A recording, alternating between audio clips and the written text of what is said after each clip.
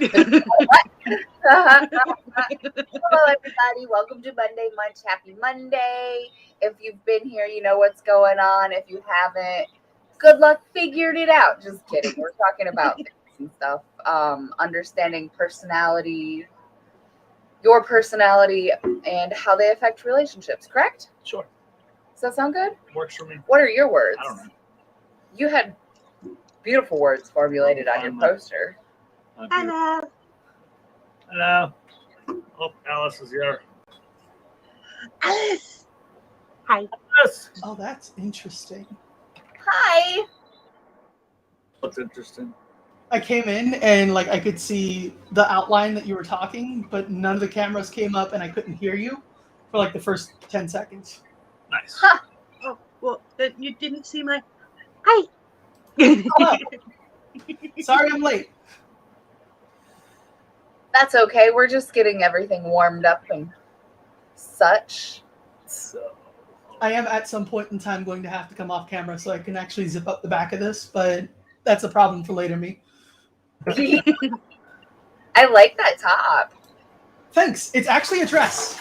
Is it? Yes. it's got pockets too, don't it? No, we've known it by now. No It had pockets? pockets. No pockets, unfortunately. This one wasn't one that I ordered. This one was one that Lav ordered, and it came in the right size for me, but not for them. Gotcha. Thank you, love. No, if it had pockets, that would have been said immediately after it's a dress, it has pockets. You're right. Yeah. That is how that goes. I plan on adding some eventually.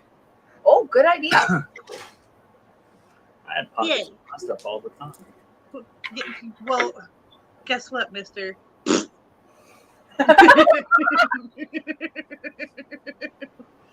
Oh, here's our thing. It's loving neurotics and adoring narcissists.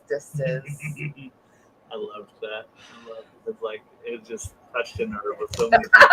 That one might have sparked a little bit of an argument in the group chat. It was a discussion. No, it was an argument. No, I came in. I was ready to fight. I love it. Oh, look at there. Yeah, I know. I already saw it. You can't tell my glasses are fogging up. I was popped up on something else. The banner's up instead. So, stuffing things and people inside. So we hope you're all well this week. Let us know how you guys are. We want to know. Sure. Are we going to introduce ourselves, or we're just skipping that now? Hi. This is Mr. This is Jen. That's Ray. And then, alas, it's Alice. Alas, is Alice. Alas? Excuse Alas, Last, okay. at last, alas. Alas. It's Alice. Alas. Oh, okay. All I heard was alas, and I was like, fine, I can leave. Damn. No. Oh. No, don't go. Uncover your personality sabotages your relationships. Why did you look at me? My personality indeed sabotages my relationships. Everyone's does to a certain extent. Oh, absolutely. Yup. So here we go. Defining personality and compatibility fundamentals. I can truly say I don't have shit on that. My banners don't match anything that I've been doing all week. So I'm down for it. But we know all relationships are unique and different and have different personalities. Mm-hmm. It's what makes the world go round. Unfortunately. Wish there was one. Oh, you have a cool little quote. We listened to a thing today discussing all the different clusters of different personality disorders, and it's a good time. It's a good time. Although the guy was talking about how a lot of psychologists disagree with the cluster. They want to move towards dimensional, simply because the way that they're clustered isn't completely accurate. That groups them together and accurate, understanding of each other. Yeah. Honestly, I don't think any method that we have for defining things will be completely accurate because humans are so varied. Right. Mhm. Everything's a spectrum. If we're talking just general psychology, we're like 10 years out from being trans being labeled as a disorder in the big like psychology Bible. So like we can cut them some slack on not being perfect as long as they be better. And that's all what all science is for, is starting at one point and finding ways to improve and do better completely. Yeah. And psychology has always fascinated me. Even the fucked up parts of psychology. Like when we had that discussion about Freud last week before, something like that. Fuck Freud. I think that was off air though. I think Freud was going to be happy to do that, so we're good. Good. I can help him with his mommy issues and his daddy issues. There Fuck you him. go. See? Tell me how you really feel. That is how I really feel. Freud made everything worse for everybody. Oh, I know. Shit. Hold on. I forgot to grab a monster. I'll be right back. Go for it. I just finished my monster. Mm. And I'm not going to try to open another one because I wore half of that one trying to open it. Right. It goes like this. Finger under tab, pull, open. That's it. Did you know you can use the bottom of another can to open the tab of your drink? I did, but when my cans are empty, I have ADHD, so they get crunched and thrown somewhere. See, normally I agree with you, but I do not do these things very often. So use the first knuckle, like the knuckle at the end. Do the same thing. Tickle. Just to the side of it. Yep. Now I got to get a can to try it with. So if you didn't learn anything on Monday Munch, learn how to open a can with fingernails. When in doubt, learn to shotgun. That's a time. That's a key to everything. When in doubt, shotgun your energy. I think your heart would prefer you just sit. The average person. I can and have shotgun monsters in the past. Shotgun at least one Red Bull a day. Oof. At work, it's boom. Walk in. As soon as I walk into work, I'm like, hey, how we doing? Okay, I'm in this section. Cool. So, mister, when you say shotgun, do you put a hole in it? Yeah. I shotgun that bitch. Okay. Because the gesture just looked like you were opening it, like chugging it or whatever, but yeah. Oh, no. I'll go behind the bar and I'll get one of those little tiny bottle openers they got. It's got the point on it. I'll just pop a tab in it, hold my finger over it, walk outside, and knock it down.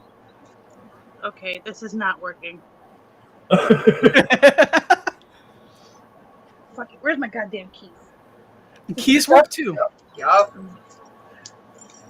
So I like this topic this week. So the banner that I have for the first part of it, take turns planning date nights based on interests. It kind of leads off of what we talked about last week. It's kind of like rolling into this. I really like that. To do things that you like, but your partner doesn't. Do things that they like, but you don't. And find that common ground between. But they can't even hear you. Alex said, So I'm being I heard. can hear. Alice also has headphones on. True. I got really good headphones, really loud because I'm hard of hearing, so like it picks up everything. Right. But that's one of those things that a lot of people would neglect. But before we get that deep into it, what is it with people that see others and have this concept that they can fix or change who they are? Like everybody has been in a relationship where they've either been that person or they've been with that person. Not everybody, but like those people are typically people who've been through that experience, and not necessarily like in a romantic context. Right.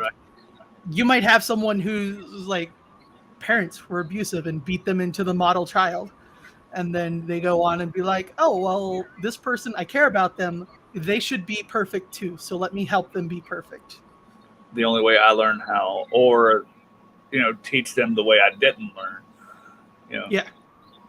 It's like it becomes that extreme like we talked about last week, or I think it was last week, where I personally have no room for like an abusive relationship growing up in a domestic kind of household. But my parents grew up in the same kind of household, and that was their model, so that's what they did. It seems to be the pattern of people in that way. See, I see a lot of people grow up having to take care of their parents and form their parents and be parents to their parents, and then they grow up and they're no longer parents to their parents anymore. They're parents to their partners. Ugh. Yeah, that's not a good one either. I just want to call you daddy. I don't want to actually. Just because I have daddy issues doesn't mean I need a daddy. I go by mommy, and you can call me mommy, but don't make me be mom. Oh no, yeah, totally different. Mm-hmm. It's like calling somebody daddy. They can be daddy. We're not going to be dad or father. Right? You doing okay? Yeah, I'm good.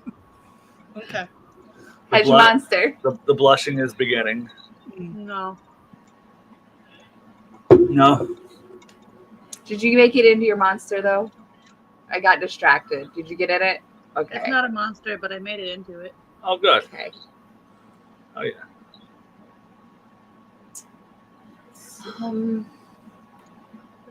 Zero sugar, seltzer, lime shit.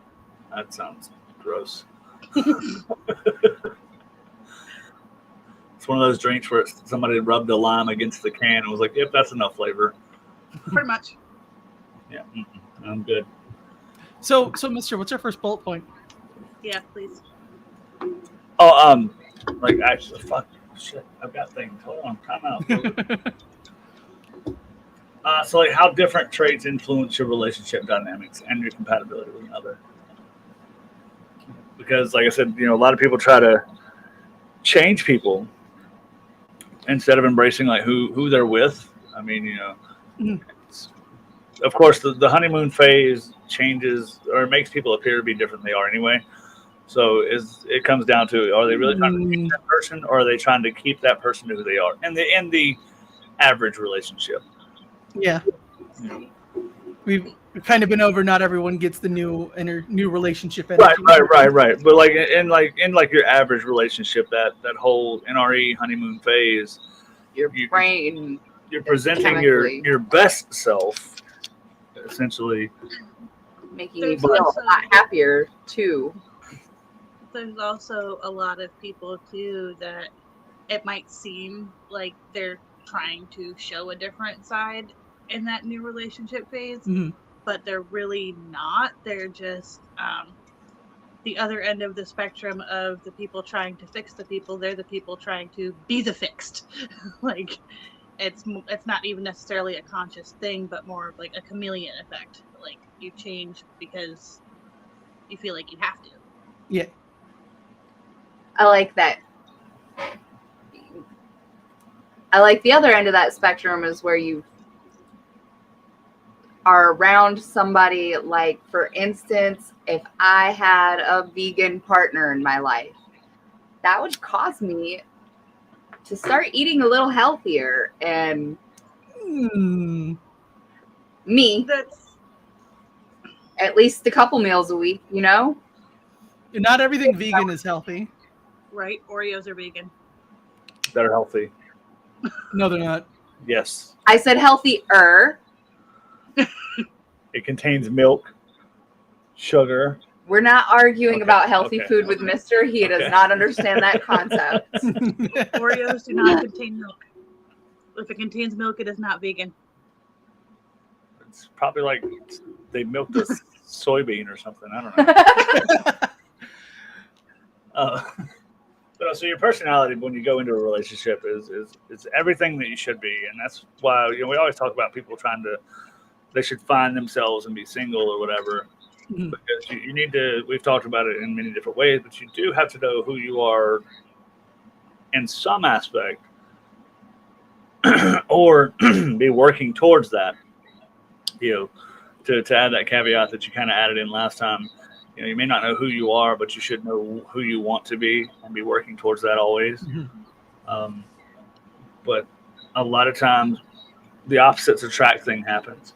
And that's like, it's one of those phrases that's driven into our heads forever that almost, I feel like it might affect and influence or a standard person or the average person's view of what they're looking for in a relationship.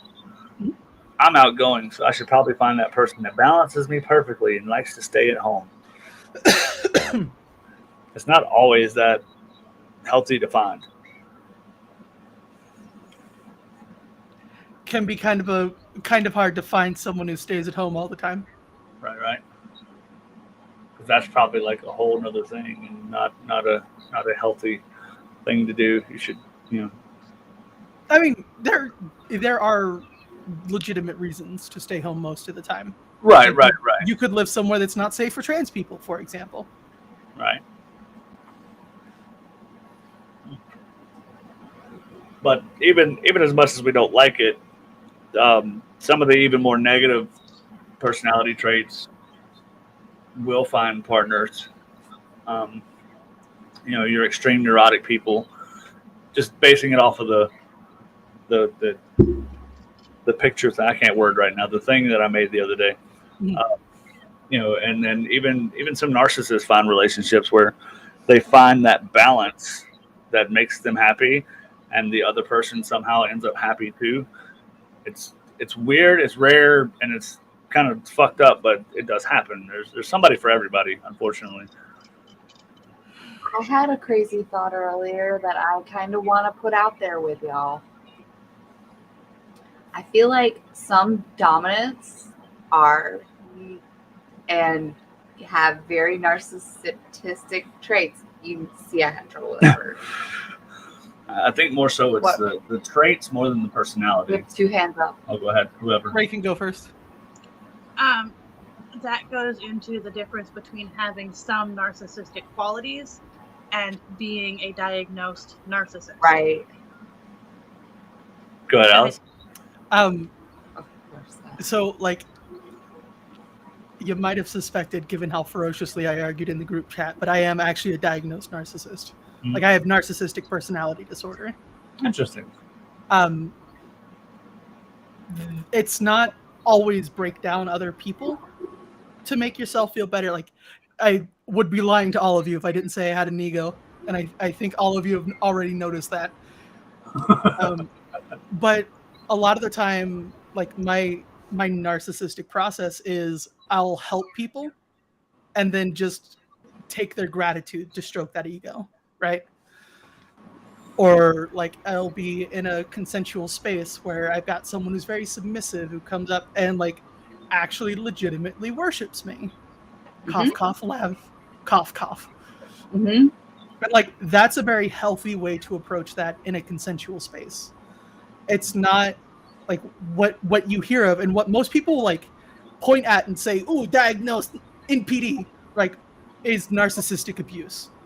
Which that's the only thing people think of.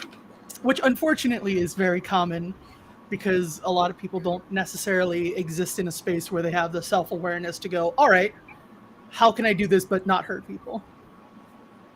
That's the term for the like doing something good for your own sake. That's what altruistic. Altruistic, yeah. Yeah. So like, man, I get how that falls into it. Yeah, and most people who do say a good deed is its own reward kind of thing are following that same narcissistic pattern where they're getting that almost exaggerated level of validation from other people because of how much they go out of their way to help people. Right. Oh, fuck. So so in theory, I mean, going based off of that, a lot of your mega influencers like Mr. Beast and all these other people you see probably narcissistic or have traits of being a narcissist, because if you're doing all this good for somebody just to do good for somebody, you wouldn't record it. Exactly. And you wouldn't like try to monetize it. You wouldn't necessarily try to be out there pushing this brand of this person who does ridiculously altruistic things. Right. You'd just be out there doing them. Right, and I do love it because like that's an argument that I've always had, and thank you for being like somebody I can point to now and go, this person, not all things about narcissism are negative. Yeah, and like it can be, right? Mhm. It's very easy to slip into a negative pattern, and once that pattern starts, it's hard to break it. In like my personal like romantic relationships, my usual process is to like find a need that's not met or like a goal that they have that I can help with, and then do as much work as humanly possible to fill that need or to meet that goal with them, um, to kind of build them up. Because for me, if the validation is coming from someone who is secure and has their needs met and is achieving goals, it means more than from someone who, for lack of a better word, is insecure or desperate. Right. So I did manage to find it's an acronym, but it's Special Me, and it talks about the 9 symptoms of NPD. So it's a sense of self-importance, preoccupation with power, beauty, or success, entitled, can only be around people who are important or special, interpersonally exploited for their own gain, arrogant, lack empathy, must be admired, and envious of others or believe that others are envious of them. The only one of those that I don't think applies to me is the lack of empathy. Right.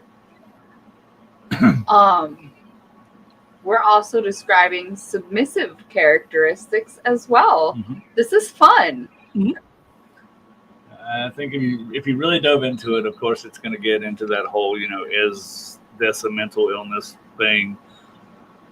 A lot of aspects of BDSM and kink relationships are absolutely on that spectrum somewhere. But most things are on the spectrum anyway. It's, at the end of the day, most things are on a spectrum.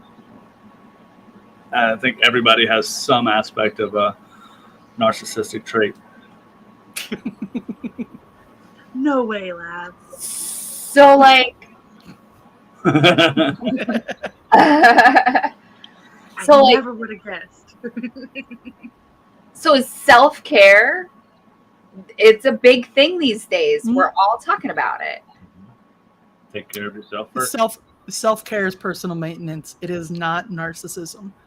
If you use it, like if you weaponize it against other people or try to use it as an excuse to avoid your own responsibilities, then it might start dipping into narcissism. Like if we call a bad habit self-care. Yeah. Like if someone drinks too much and goes, no, I'm just taking care of myself, it's fine, deal with it. that could very much turn into narcissistic traits. That is by my justification for energy drinks. I'm regulating my heart so it doesn't beat too fast.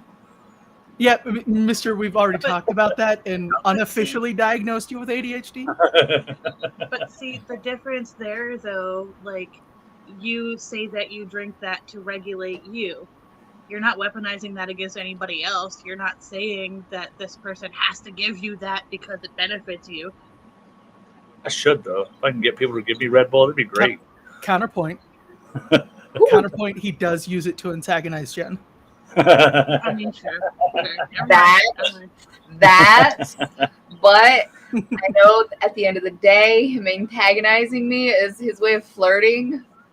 Anybody, if you don't know that, now you know. If you've ever met me, Mister, I learned how to flirt in like ponytail. I learned to flirt in like 3rd grade, and after that, that's just how it was. I just stuck with it. Never upgraded the game. No. Hello. Good evening. Hello. I'm glad you came over this way. I like the Ray of Fishing name. I know, right? That's Matt, right? Oh, That's yeah. Logo. Yeah. So let me ask, on the opposite end of the spectrum, and we'll dive deeper into like some more common clashes in relationships, but a neurotic is the complete opposite of a narcissist, right? How do you mean? So like, whereas your narcissists have either the complete regulation or the lack of emotion for the most part, or they do things for their own selfish reasons, like the neurotic does things with too much emotion and doing things for approval. I'm not really thinking of the word or the phrases I want to use, but but they do it not for themselves, but to make sure that others care for them and like them. I don't know that I agree with that. I don't know that neurotic and narcissist are two ends of a spectrum that are opposite each other. Yeah. Most people who've encountered a narcissist who hasn't been through a decade of therapy and deliberately trying not to hurt people can tell you that narcissists are pretty fucking unstable too. Yeah, no, they do.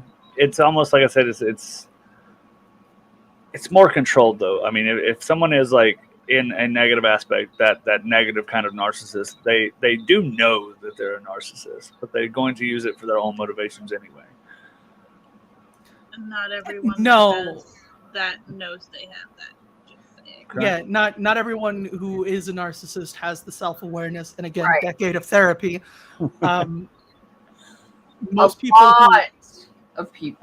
yeah. Most people who have NPD don't go, "Oh, I'm a narcissist, therefore I'm better than you." They go, "I'm just better. You should listen to me because I'm better." Okay, I like that. For those that don't know what I was meaning by neurotic, some of the same trait aspects of it are for neurotics is an overall tendency towards negative emotions.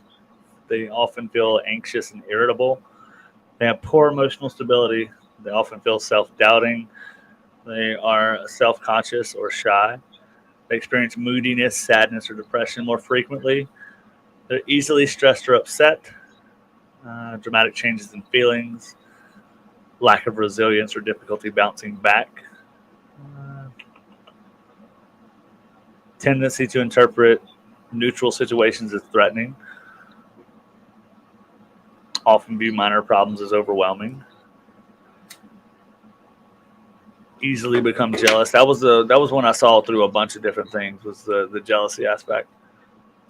That seems to be prevalent because I wanted to at least try to find a lot of different sources so I can kind of get the same wavelength that if multiple sources are agreeing on these certain things, then it's more than likely going to be accepted.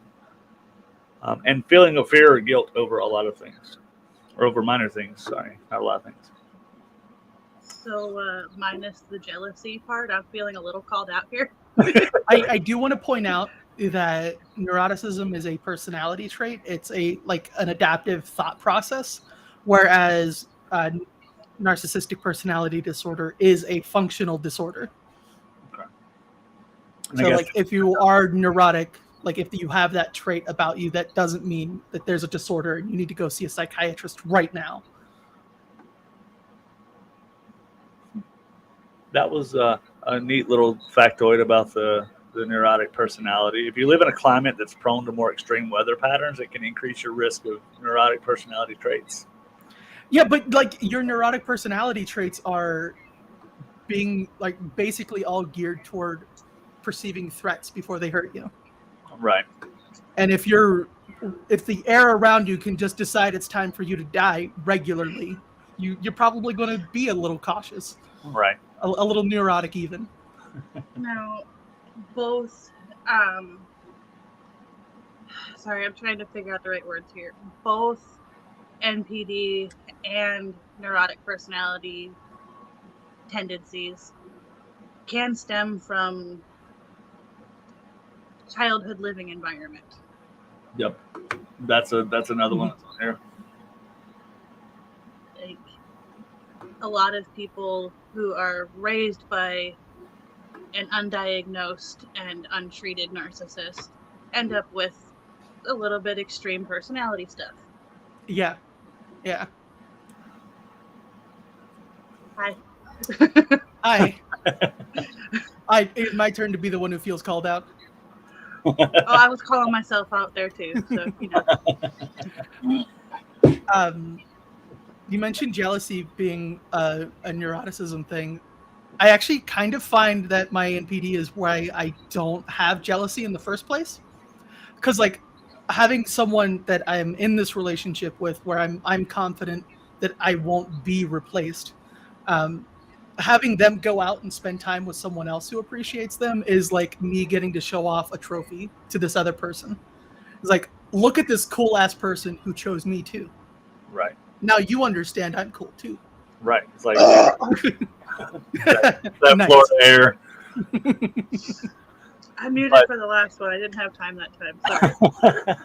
But no, that like it does seem like to kind of be rooted in that. You know, I like it. I don't know. I think that the narcissistic traits can be a benefit to a person. They can be different. But every single thing that can be wrong with your brain can also be good if it's given treatment or therapy or like healthy coping mechanisms instead of let me just be angry and upset with the world and take it out on whoever I can to feel better. right. A lot of it does come down to self-awareness and then a step further of action. Like, what do you do once you're aware of your toxic personality traits, whatever they may be? Can I recommend a decade of therapy? The theme here seems to be a decade of therapy.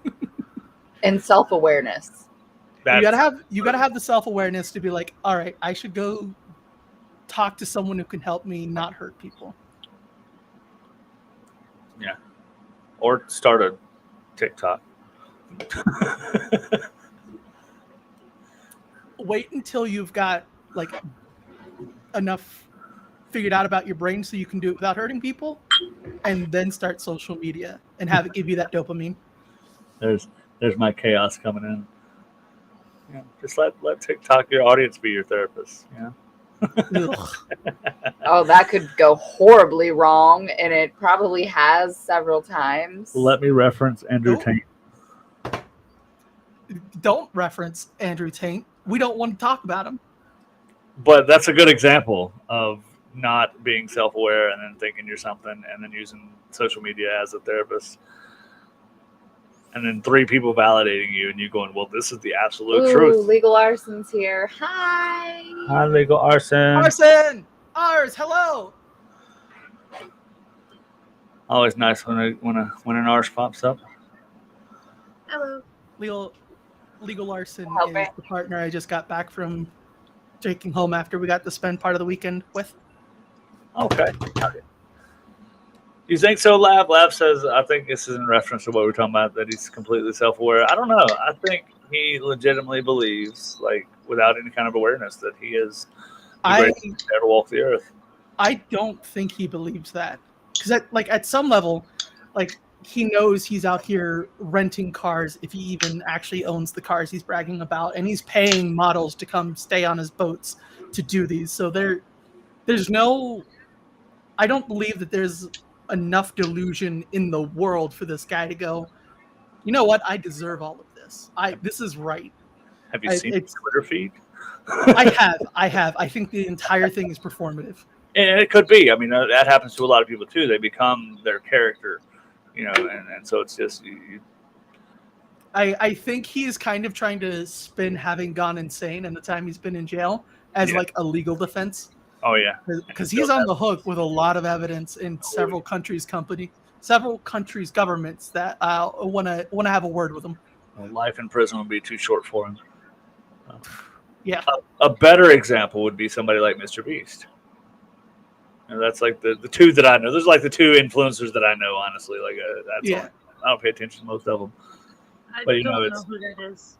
So Mr. Beast gives away a lot of shit and does a lot of good things.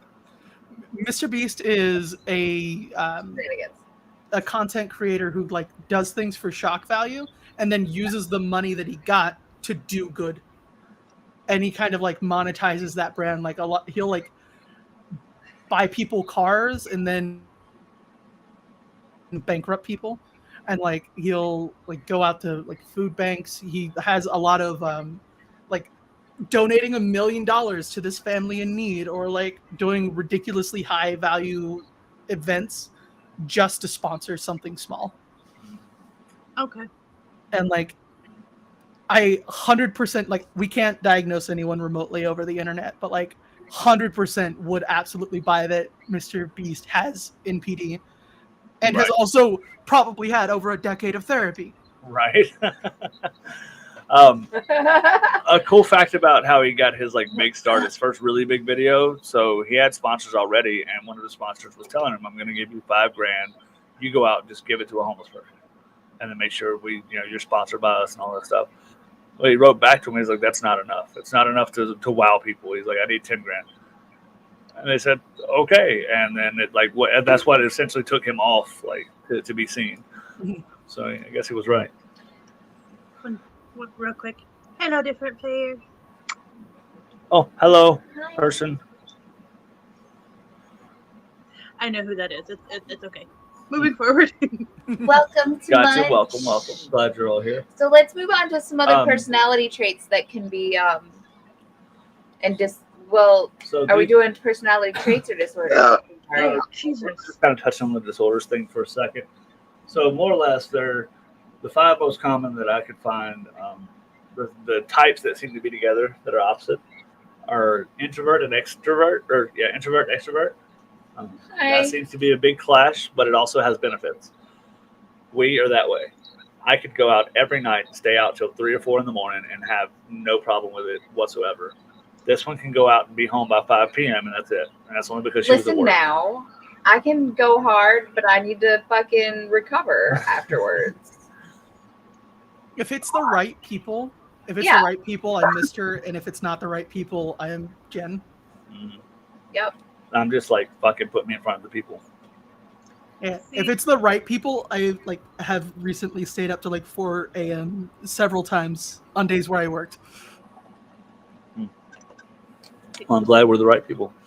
I always these opposite things make me feel weird because I'm both. I am an introverted extrovert. What's my opposite? Right. Can I be spicy candid real quick? Go ahead. I don't think you're an introverted extrovert. I think you're an extrovert with trauma. Probably. No, yeah, close enough. Ooh, yeah. Okay. Every single person who describes themselves as both as an ambivert that I've ever met has just been an extrovert with trauma. And see, when I do introverted things like stay in the house all day to do stuff on my computer and all that, I have to be doing something. That's the ADHD. We talked about that. I can't just be at home because I don't want to go out. I have to be at home because either I have shit I have to do, or Lav said, "Would I be?" Would I be what? I'm sorry. Lav, would you be an extrovert with trauma? Yes. I am not going to talk about your trauma on the internet, but yes. So me personally, when I was single and had no one to worry about or depend on me, it was every night. I got off work, got cleaned up, went out, and I was out at the bar till 2, 3 in the morning. And if we weren't at the bar, the friends were over and we were having a party and going out to eat. You were also fucking young? Not that young. I would do that today, though. I would do that today. If you were to leave me, after I got over you leaving me, I would be right back to that lifestyle. No problem. And probably never settle down again.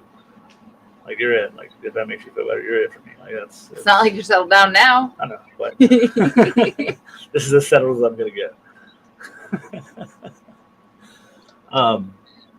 But that seems to be the most common that people see is that clash of introvert and extrovert.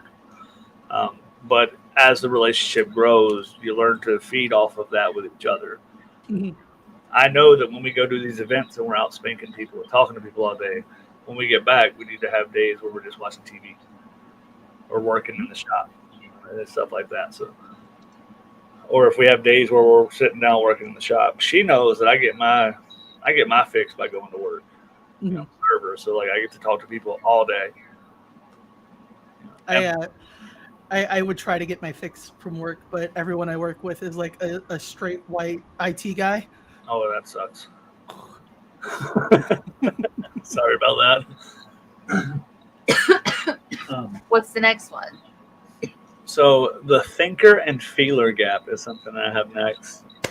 This one. The discussions through detached logic, analyzing emotions as irrational hindrances. The failures lead with compassionate values, prioritizing harmony in relationships over cold hard facts. Thinkers must learn to validate feelers' emotions, not just debate principle. So this one is one that I hear a lot about because of the TISM. It's very common for people with ASD, autism spectrum disorder, to like stop and be like, all right, am I reacting to this appropriately? Let me put everything into its box and figure out what the correct emotion is for each part of this situation. And then once that's done, then allow themselves to feel those emotions as they go through solving whatever problems there are. Which would then theoretically make the autistic people cope that way both. And it's never black and white. Like, it's not a full true dichotomy. It's just a spectrum. Right. And like we've said in so many cases, almost everything is a spectrum in some way or another. In general, like the average person will lean one way or the other. Mm-hmm.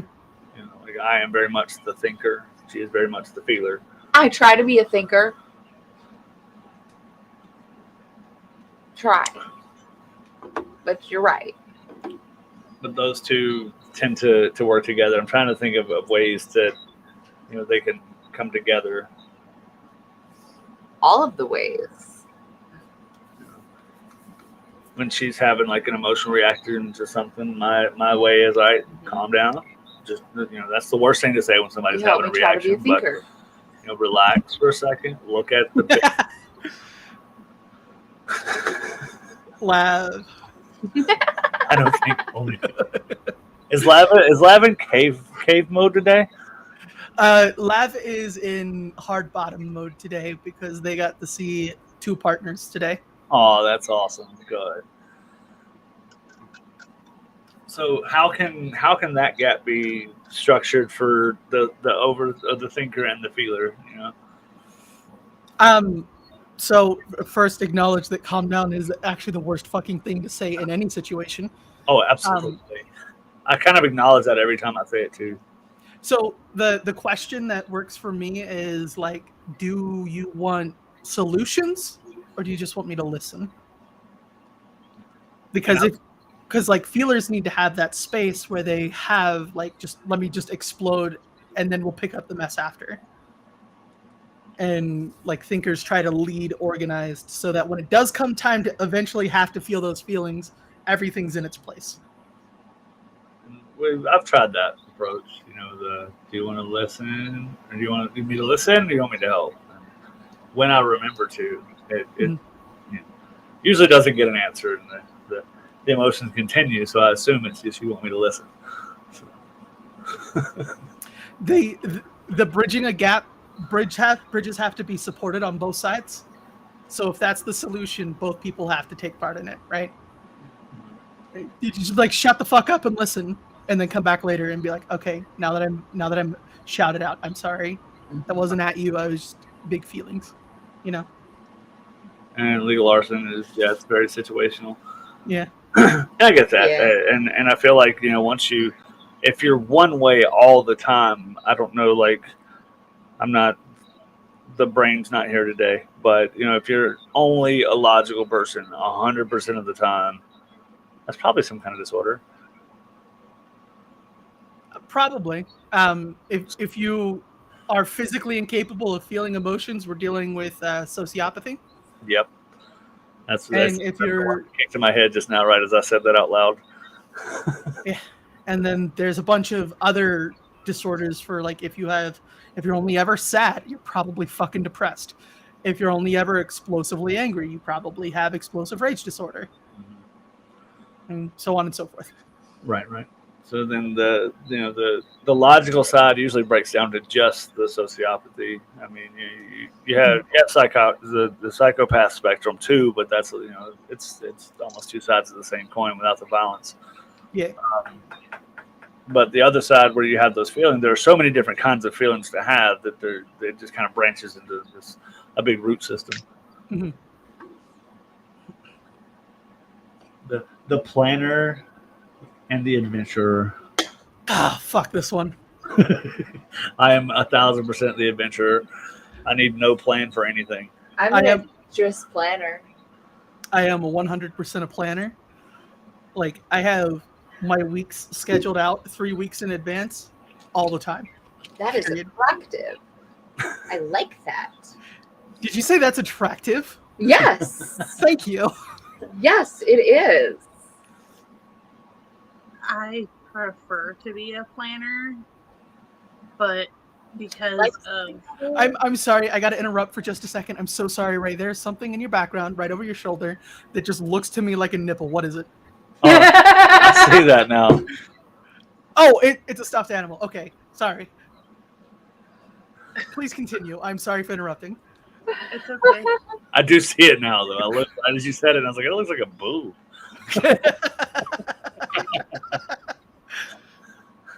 Thank you. It's my stuffed lamb, Gotcha. Aww. but Now I don't remember what we were talking about. You, Thinker or planner versus adventurer. Oh, that's right. Ray Oh. prefers to be a planner. yes, I prefer to be a planner. Like, I'm the type that if I have something planned and if I'm not a half an hour early for whatever I have planned, I start panicking because I'm late. Yep. But because of life happens and me having to rely on a lot of other people to do anything outside of my house, I've had to shift and not be as much of a planner. Otherwise, I would lose my fucking shit. especially when we were there, there's no planning with me. It's just doing. Just do. There is no planning with you, mister. This is why the planner versus the adventurer can be a clash. I will Yeah. tell you, when you said that you would be here at XYZ time in the morning, I was ready 2 hours before that. And we fucking slept in. Yeah. I feel like Alice. I feel like you're gonna relate to this for some reason. I do. So does Lav. So like the way that ends up playing out for me is I keep everything planned, and then I'll like have a period in the plan where there's just nothing. It's usually like my Sunday evenings or my Friday evenings where I don't have anything planned, and it's just whatever I can fit in that slot in the days coming up to it. Usually ends up being a date. Let's see, I'm the person that goes at 7:45 on most Mondays. Oh fuck, I've got lunch today. I've got to do this stuff. And even though it is specifically planned out every Monday at 10 p.m. Yeah. Yeah, and like comparatively, the date that Lav and I and our partner went on, like 3 weeks ago, I had to sit down in a Discord call, and I was like, "All right, we need to hash out this plan now." See, And that I- included. Sorry, go ahead. no, you go ahead. You weren't done. And that included like planning things out time wise, so I could be back here at least an hour before lunch. Oh, I feel special. I like some things that are spontaneous to a certain extent, like within specific parameters. Like, if somebody says we're going to get in the car and go somewhere, I'm okay with this, but I want to know, like, how long we'll be gone? Like, what do I need to have with me? Like, Is it okay if I take this in a kinky direction for a second? Absolutely. Having both the TISM and the ADHDs, when I'm in Dom space, there's a plan, right? I'm going to do this.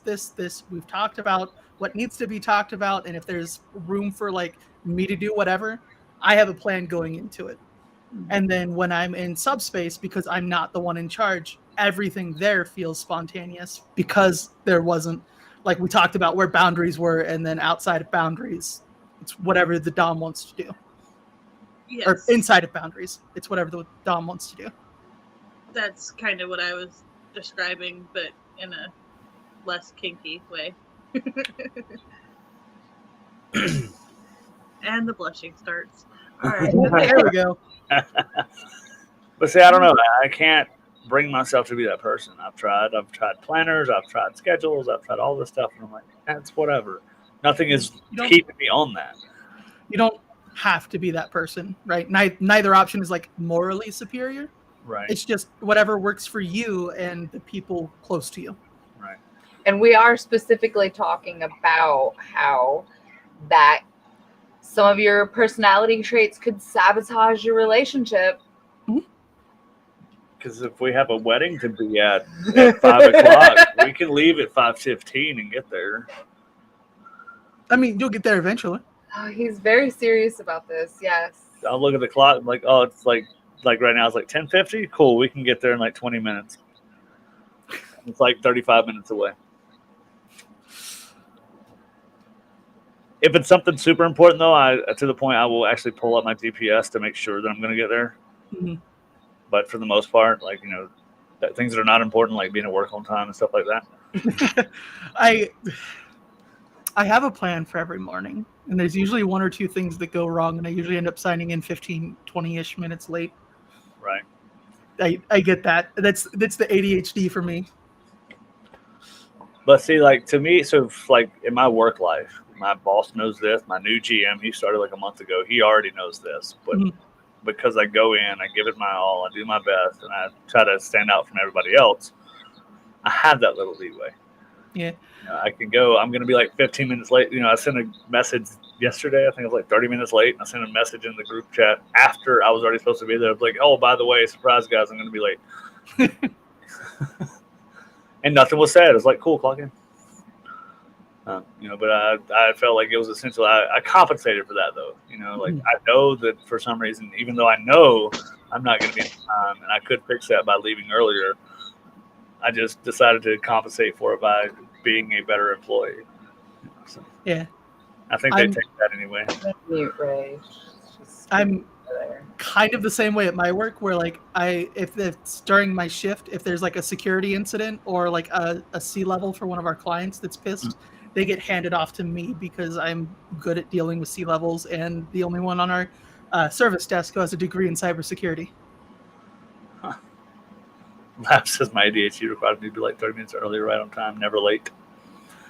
That's more autism than ADHD, Lab. Well, see, like with her, Jen, I can get her to work on time every day. But I stress it. But that's fine. But I know how long we got. I know how long it takes to get there. Even when you're like, oh, God, I'm going to be late. I'm like, no, we're not. We got this. I'll get her there on time every time. I look at my clock going, oh, I got to be there in like 15 minutes, whatever.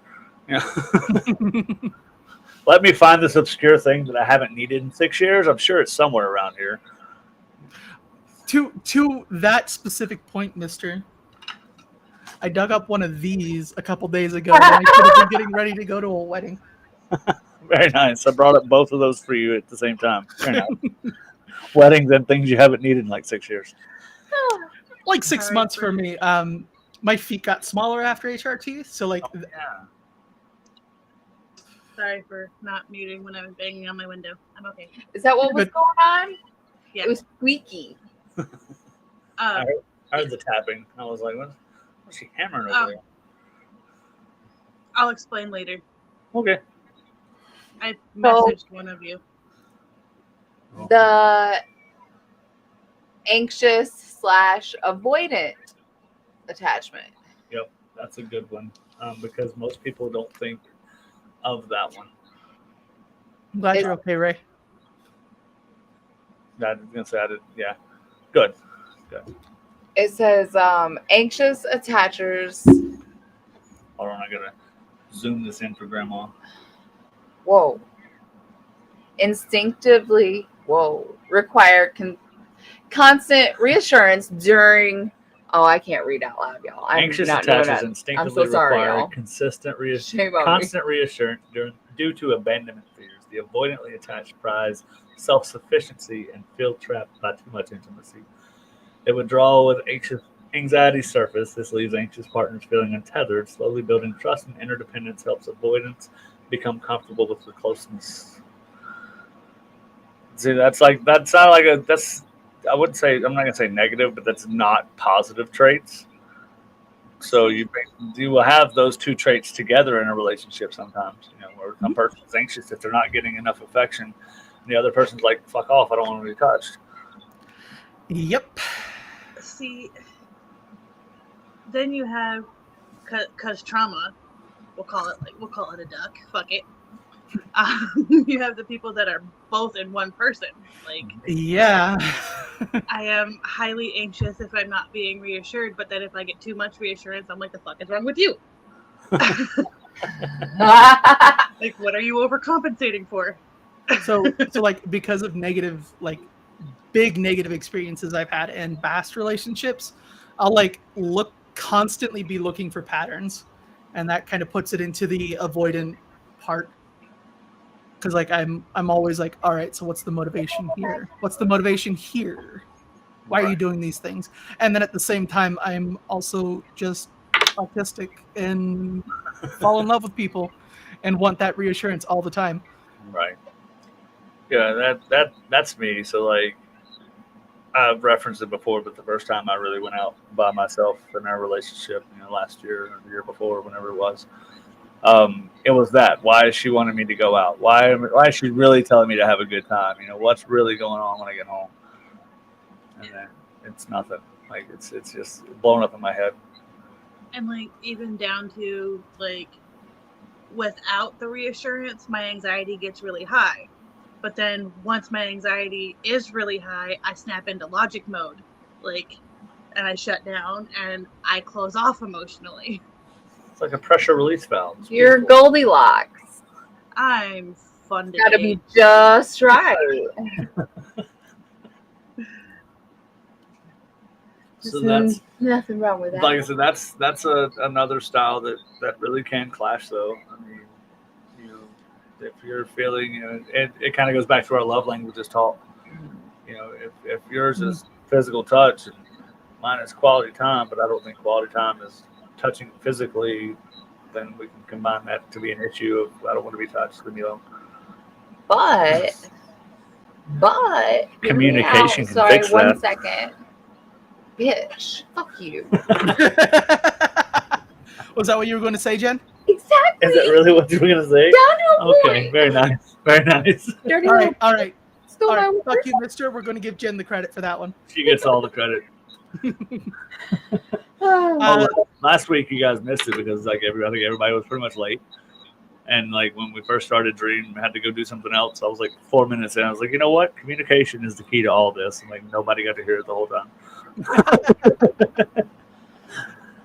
Lad mentions that they want reassurance a lot, and like what's really nice is finding, instead of that clash, where you both come from that same angle, right? Because like if I'm having a bad day, I can just walk down to Lab and be like, hey, can I have a hug?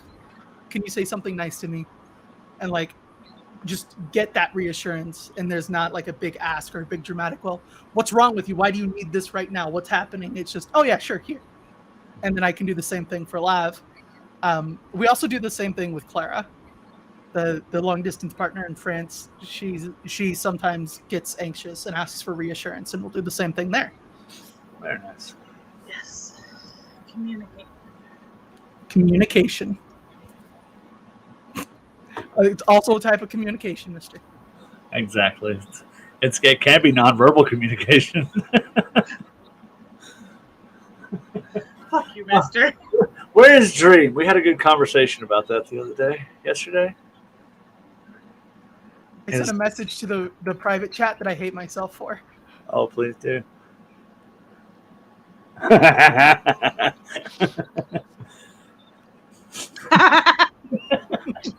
I didn't get to read it. Oh, that's right. I got you.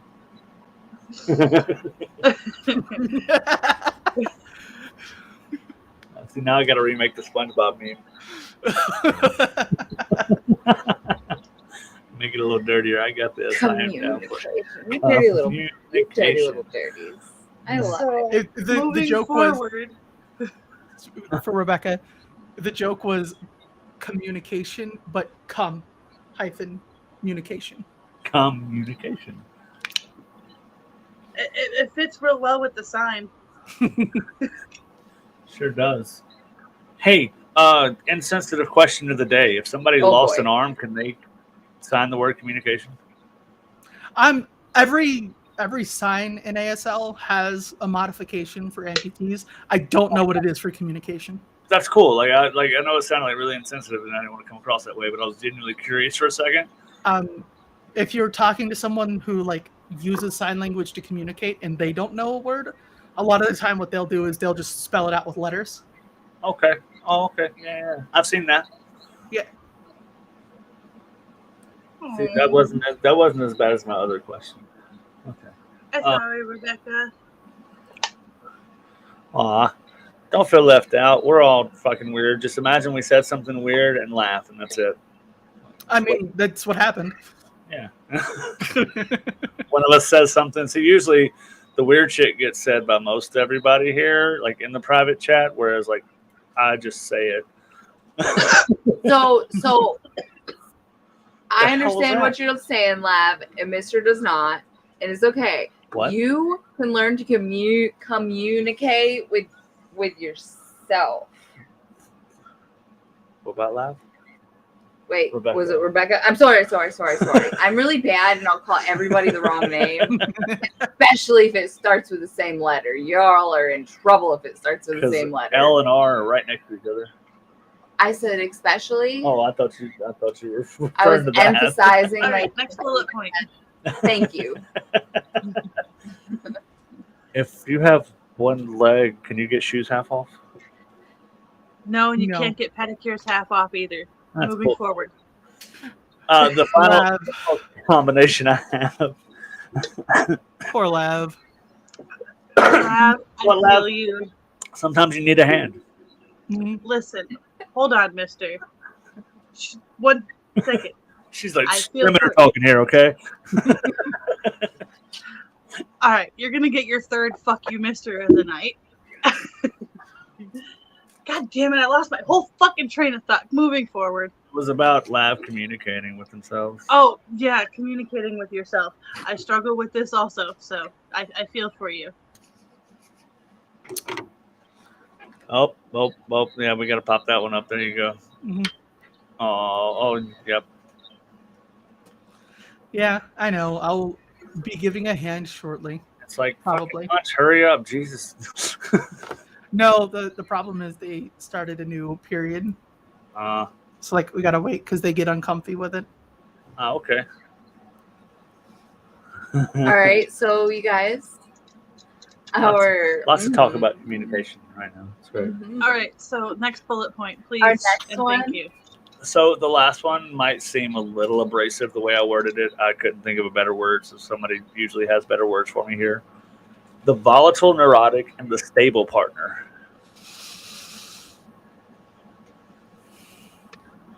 Like the stable thing might be a little abrasive to somebody, I'm sure, but It's actually the volatile one that bothers me. really, Yeah, me me too. Because not every neurotic person is volatile. Like, especially if they have a decade of therapy, they can have these really intense emotions and then go, all right, is this a reasonable way to treat this person? No, let me handle this kindly, or let me handle this to a level that this person's responsible for. Like if you're a little neurotic and like someone does something that's actually genuinely offensive and like doesn't necessarily warrant blowing up or kicking their ass, but like having a sit down and going, hey, this is a problem, here's why. So I think you it's worded it right with what your definition is. I think you should read okay. that. So I was thinking more the extreme end, because a lot of people, may have those neurotic tendencies, but like you do have people that love others that are extreme in some aspect. Their partner may have absolute, what was it you said, rage disorder? Explosive rage disorder. They may have that, but they accept that about that person, Mhm. and they understand how to help them deal with that. So in the extreme version, fueled by insecurity, some neurotic individuals see threats everywhere. They demand endless validation, while stable partners don't understand those excessive needs. Stable mates must offer reassurance without enabling neediness, and neurotics benefit from therapy, meditation, and other anxiety reduction tactics. Personality difference can shift from irreconcilable to complementary over time? I hate most of that, if I'm honest. The 2 big points I want to talk about. All right. I agree. Fuck the idea of like, don't enable neediness. If you go into a relationship with someone who has emotional needs and you don't want to fulfill them, like, be like, hey, that's not something I want or am willing or able to do. Right. Don't be like, stop being so fucking needy, right? Like, it's not neediness to have needs. So I probably should have put codependency instead of neediness. That's where my brain was, like an unhealthy codependency on validating everything. Just stop right there. Unhealthy codependency works. If you start qualifying it, it's not going to work anymore. Okay. The more specific you get with like relationships, the less likely it is to be correct, because like you can have like a healthy codependent relationship where someone's like, hey, I have this rage disorder, I'm trying to be better, help me be better, check me on that in these ways that work. Right. But it's like we said last week, though, the codependency like isn't really healthy. Interdependent is a good. Right. There you go. That's the word we need, is the interdependent relationship. Mm-hmm. But carry on with your things you hate about my stuff. So fuck not enabling neediness in general. Help your partners meet their needs if you care about them, and if you can, and as long as they're actually needs and not just abuse. And then the other one is like the personality drift might go from clashing to compatible by after time. You should never go into a relationship like hoping for that change to happen. Yes, for sure. Absolutely. Right. But go now, ahead. go ahead. One thing to add a little bit to what you just said, Alice. If there are needs that you know you will not be able to meet in a partner, it's a good idea to encourage that partner to find other healthy ways of meeting those needs if you want to be with that partner. Yeah. And like that can be other people, not necessarily other romantic relationships, because you don't want to push anyone into polyamory who isn't like it doesn't work for. But like you can, like if you've got, we'll use the explosive rage disorder as an example again. If you've got like this person who has a particular habit that helps them cope with it. Like I know a couple of people who I met in that decade of therapy who legitimately use porn to manage their rage. Like if they feel themselves hitting that boiling point, they'll go watch porn, they'll take care of themselves, then they'll come back to the situation. And like if you're someone who like has this like trauma reaction to being around porn, obviously you can't really support them through that. But you could be like, all right, go do your thing over there. And then come back. And I'll be over here when you're ready to do the thing. Post clarity nut. Yep. Post nut clarity is the thing. Did I say it wrong? You said post clarity nut, which is incredibly accurate. If you got that horny brain, you're post clarity until you nut. Exactly. Horny brain will make you do some fucked up things. You know what? Yeah. I don't miss being single. I hope you never leave me. Because like that was the worst. Horny brain's the worst. You're laying at 2 a.m. by yourself. You're like, you know what? I know who's up. All of the fun things in my head make me extremely hypersexual. So even though I have at this point 4 partners and a person I'm dating, I'm always still in horny brain. It's horrendous. Yeah, try having my quirks and being in horny brain.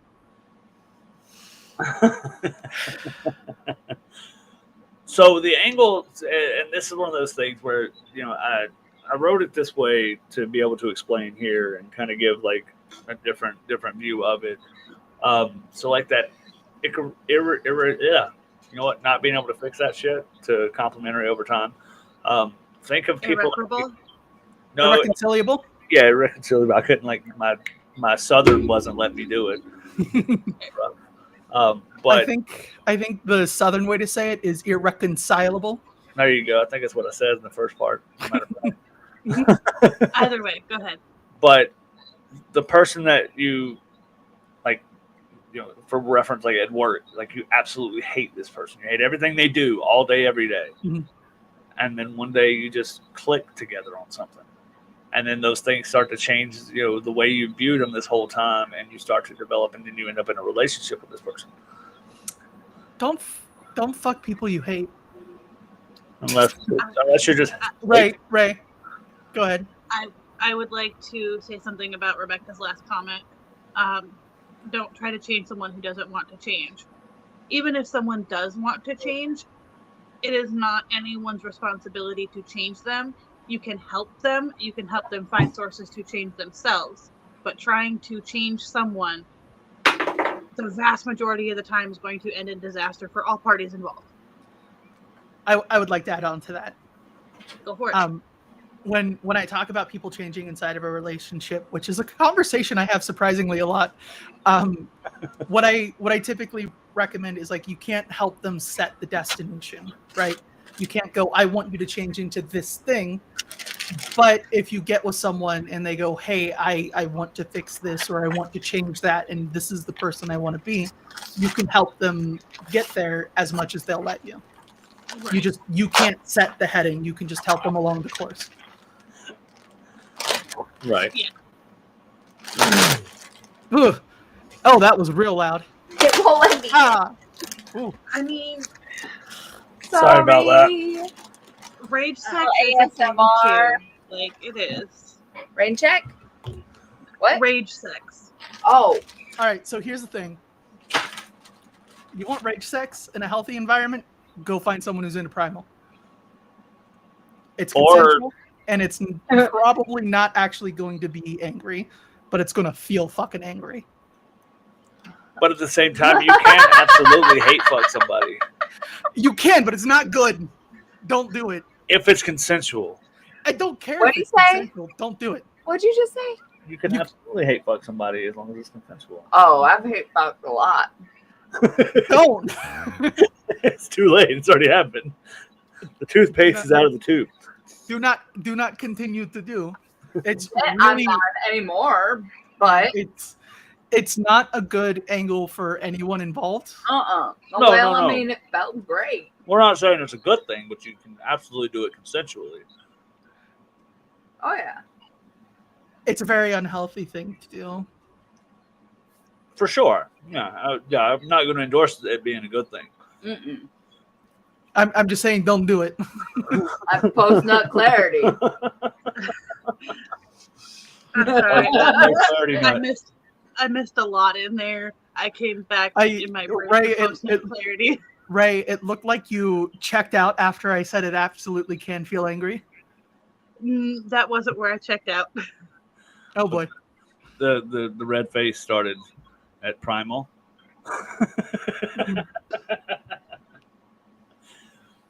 So, and if you guys want to like get into details of this, we can absolutely, because it is important to understand how you can bridge the gap between two people that are very different. Go ahead, Alice. Rebecca's comment, I think, was referring to primal. Find someone better. If you have any kind of sex and it sucks, either tell them to do better and help them get better, or find someone who knows what they're doing. But if all the sex you have sucks, look at the common denominator. If all the sex you have sucks, it's probably not the case, because you wouldn't be saying the specific kind sucks. Right. I used to tell somebody, a friend of mine, he's like, man, every girl I've ever dated is just a fucking bitch. I'm like, well, look at the common factor in every relationship you've had. If you're the kind of person who will say something like every blank is a fucking bitch, then it's probably why. Ray, go ahead. I would like to argue with that because sometimes the common denominator situation leads to a lot of bad spiraling. Like if you've been in a lot of abusive relationships and the common denominator is, well, you, it can lead to the spiral of what am I doing that deserves this? Right. Okay. Fair enough. Thank you for speaking up on that one. I will retract that statement. Go ahead. I see that look, Alice. Careful. I'm wording very intentionally here.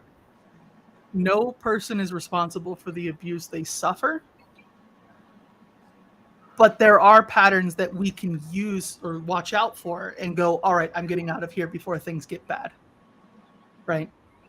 So if every single fucking relationship you've ever had is abusive,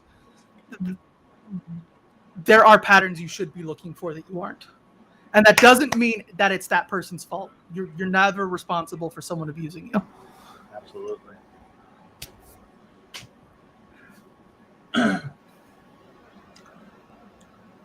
So, strategies to bridge that gap. Like I said, because you can love somebody that's different from you. If you love somebody that's the exact same as you, it's probably going to be a little boring at times. You trust me, it's not. 3 of my partners are the same person in different fonts, and every single one of them is wonderful. But they all have something different. You know what I'm saying? Like if I woke up next to the person that was me every single day, I would eventually get frustrated because nothing would ever get cleaned. We'd never be anywhere remotely close to the time we're supposed to be there. The food would consist of snacks, no actual foods. I think I'm turning her into me, though. You see, like she's starting to snack a whole lot. My elfin breakfast. I don't know. That's just me personally. I think that variety is the spice of life, so to speak. So it's not necessarily like they're exactly like you. They have all the traits you have plus something.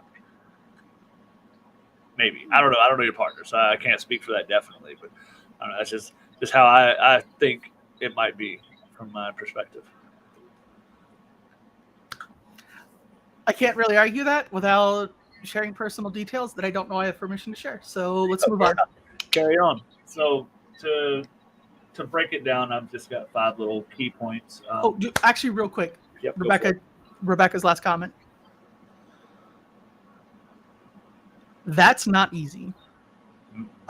Every narcissistic abuser, not necessarily partner, because as we talked about earlier, not every narcissist is a. Oh, Becca wasn't here for that. I hate that. Oh, yeah. Okay. Not every narcissist is an abuser, right? Like for example, I have narcissistic personality disorder, Rebecca, and like my narcissistic cycle is that I'll find needs or goals that my partners have and help them achieve them, and that gratitude kind of strokes the ego, right? So I don't ever just like tear people down to feel better, but I help people and then they look up to me and that strokes the ego and makes the NPD happy. That took a lot of work that most narcissists aren't willing to do. And that's why you have so many abusers, but there are narcissists out there that do like the pattern specifically we talked about for narcissistic traits, but not necessarily NPD. But in a good direction is like the people who are out there going, a good deed is its own reward, are almost always doing it for that same dopamine cycle that I do. We'll discuss it another time if you want, but it kind of leads to is all good things that people do, is every person altruistic? But we'll discuss that later. Again, blanket statements don't ever work. Right, absolutely. Rebecca, both of my parents were narcissistic abusers, and every relationship I had up until 22 was also full of narcissistic abuse. Getting out of that pattern, because like they'll break you down and then they'll start being the only source of affirmation you have. Getting out of that pattern isn't easy. It takes a lot of work, and I think I speak for all of us here saying we're proud of you for trying to break that cycle. Mm-hmm. Hey, real quick while it's on my brain, is there I know I said something about neurotic being the opposite, but is there an opposite for like a narcissist like that? Somebody that tears you down? To be honest, is there somebody that builds you up so much, like I don't know if there's like a psychological term for it, but what you're talking about is specifically an idealist. Someone who builds up these idealized versions of who you are and the things you do that get detached from reality.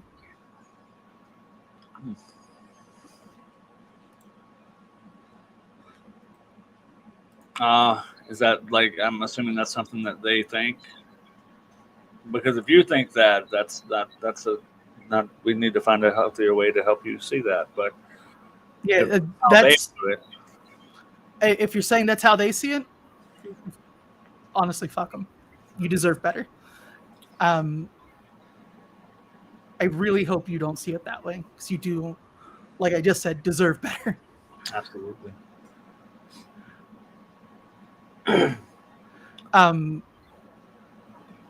If you have that cycle of narcissistic abuse, they have to want to be better before you can help it. So if you start to see those patterns, leaving like just is the only really safe option for you, and there shouldn't be anything that holds you there if you're being abused. Like, I know it's not easy to just, oh, I'm in this batch space, just leave. Most of the times they'll like isolate you from your support network, or like make you feel like no one else will accept you. But you should absolutely get out of there and then take the time to process and then go get better. I can see this is a very clearly distressing topic. Let's move on. Okay. So to bridge that gap, if you are different from somebody, like the extrovert introvert kind of thing, to keep it the most simple way, when you're trying to communicate how to get that going, lead that conversation with empathy. You don't want to judge your partner for saying all you want to do is stay at home, or all you want to do is go out.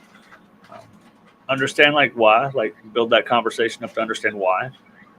Because home is Home is safe. got my things here. Your things are here. So okay, your things are here, my things are here. I get it. Okay. More than safe, the things you consistently enjoy are there.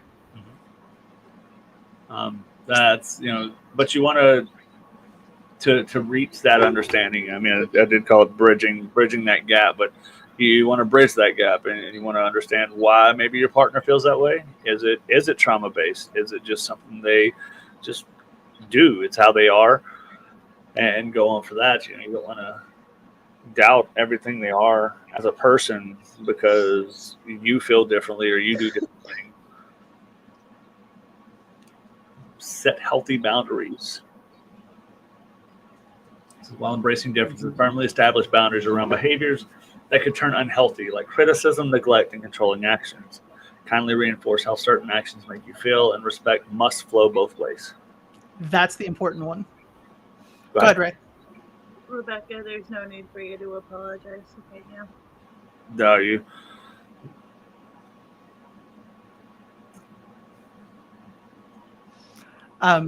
The respect having to flow both ways.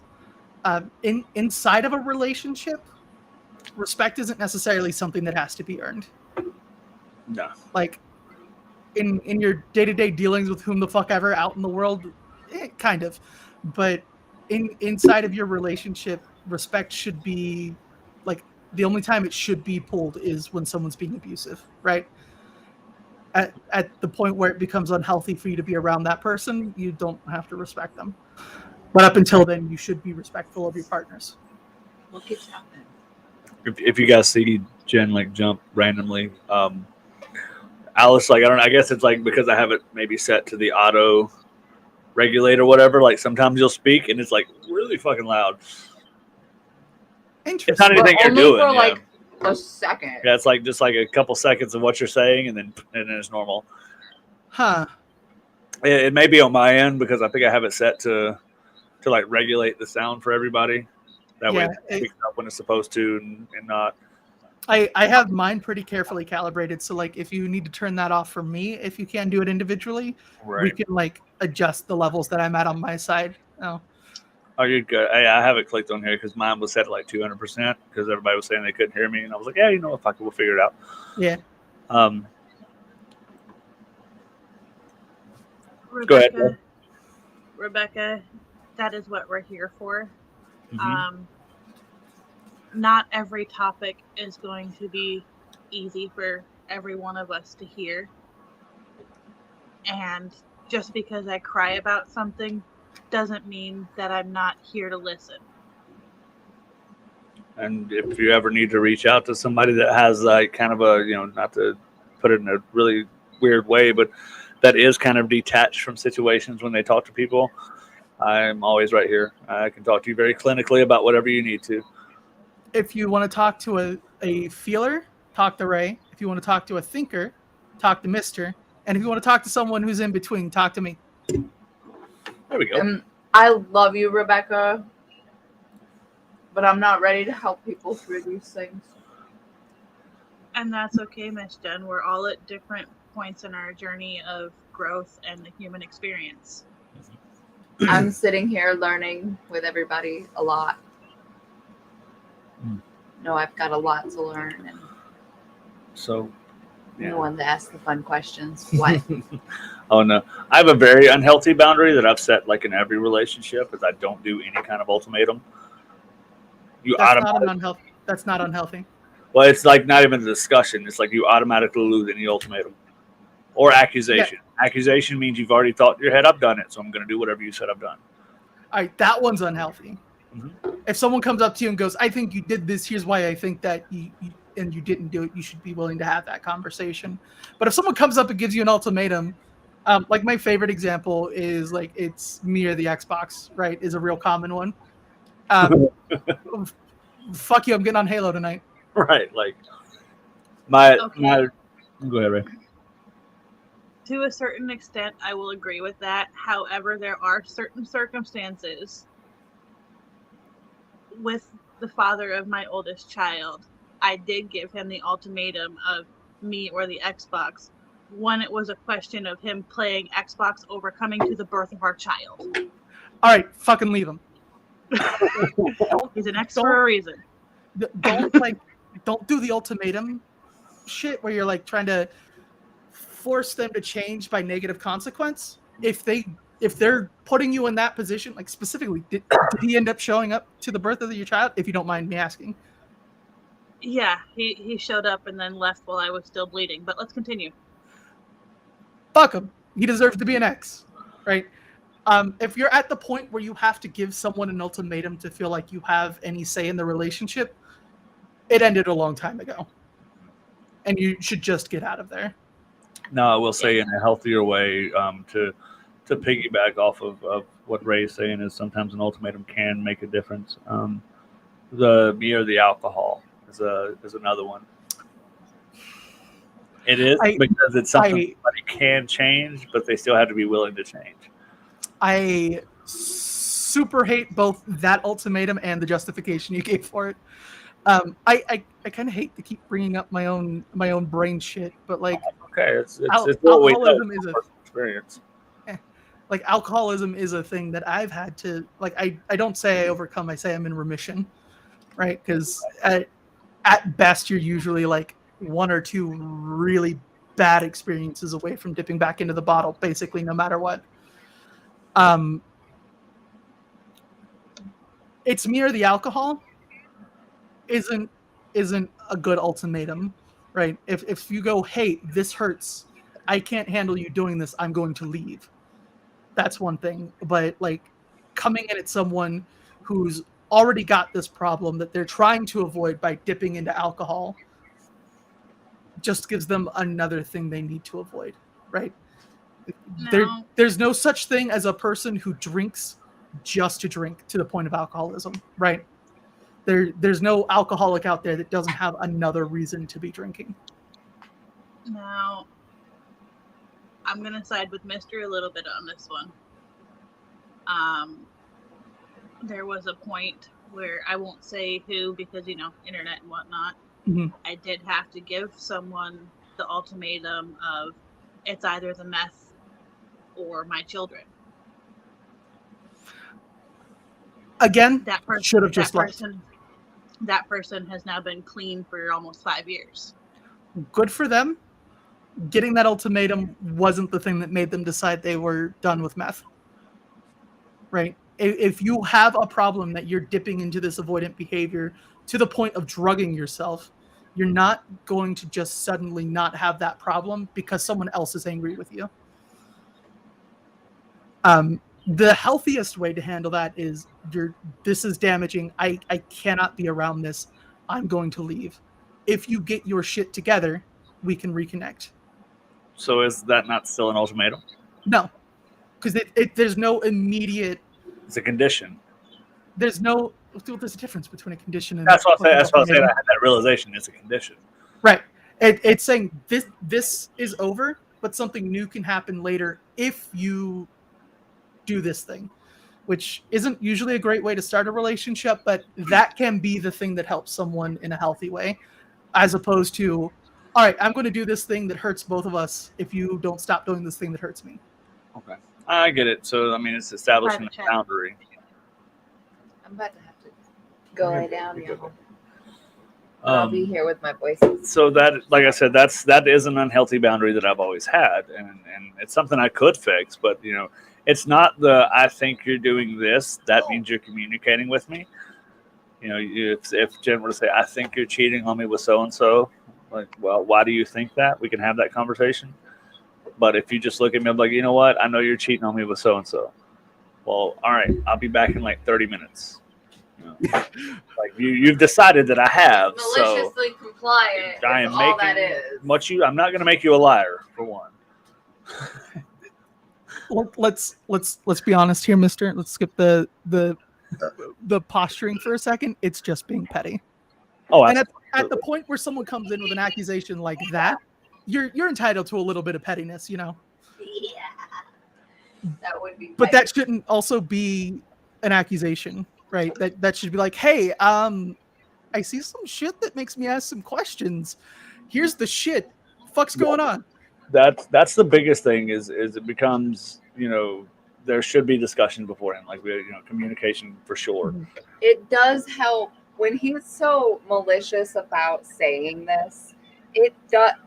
Sorry to say this, even though it does help people realize how to communicate with him. Talk to me. You don't have to accuse me of shit. You just talk to me. I'll tell you if I've done something or not. Rebecca, real hard relate. My first major foray into the bottle was after my 16th person. And that does suck back. I'm not going to pull that one up, but go ahead, Ray. I am sorry that you went through that. And I am proud of you for recognizing what you needed to deal with in order to heal and move forward. Mm-hmm.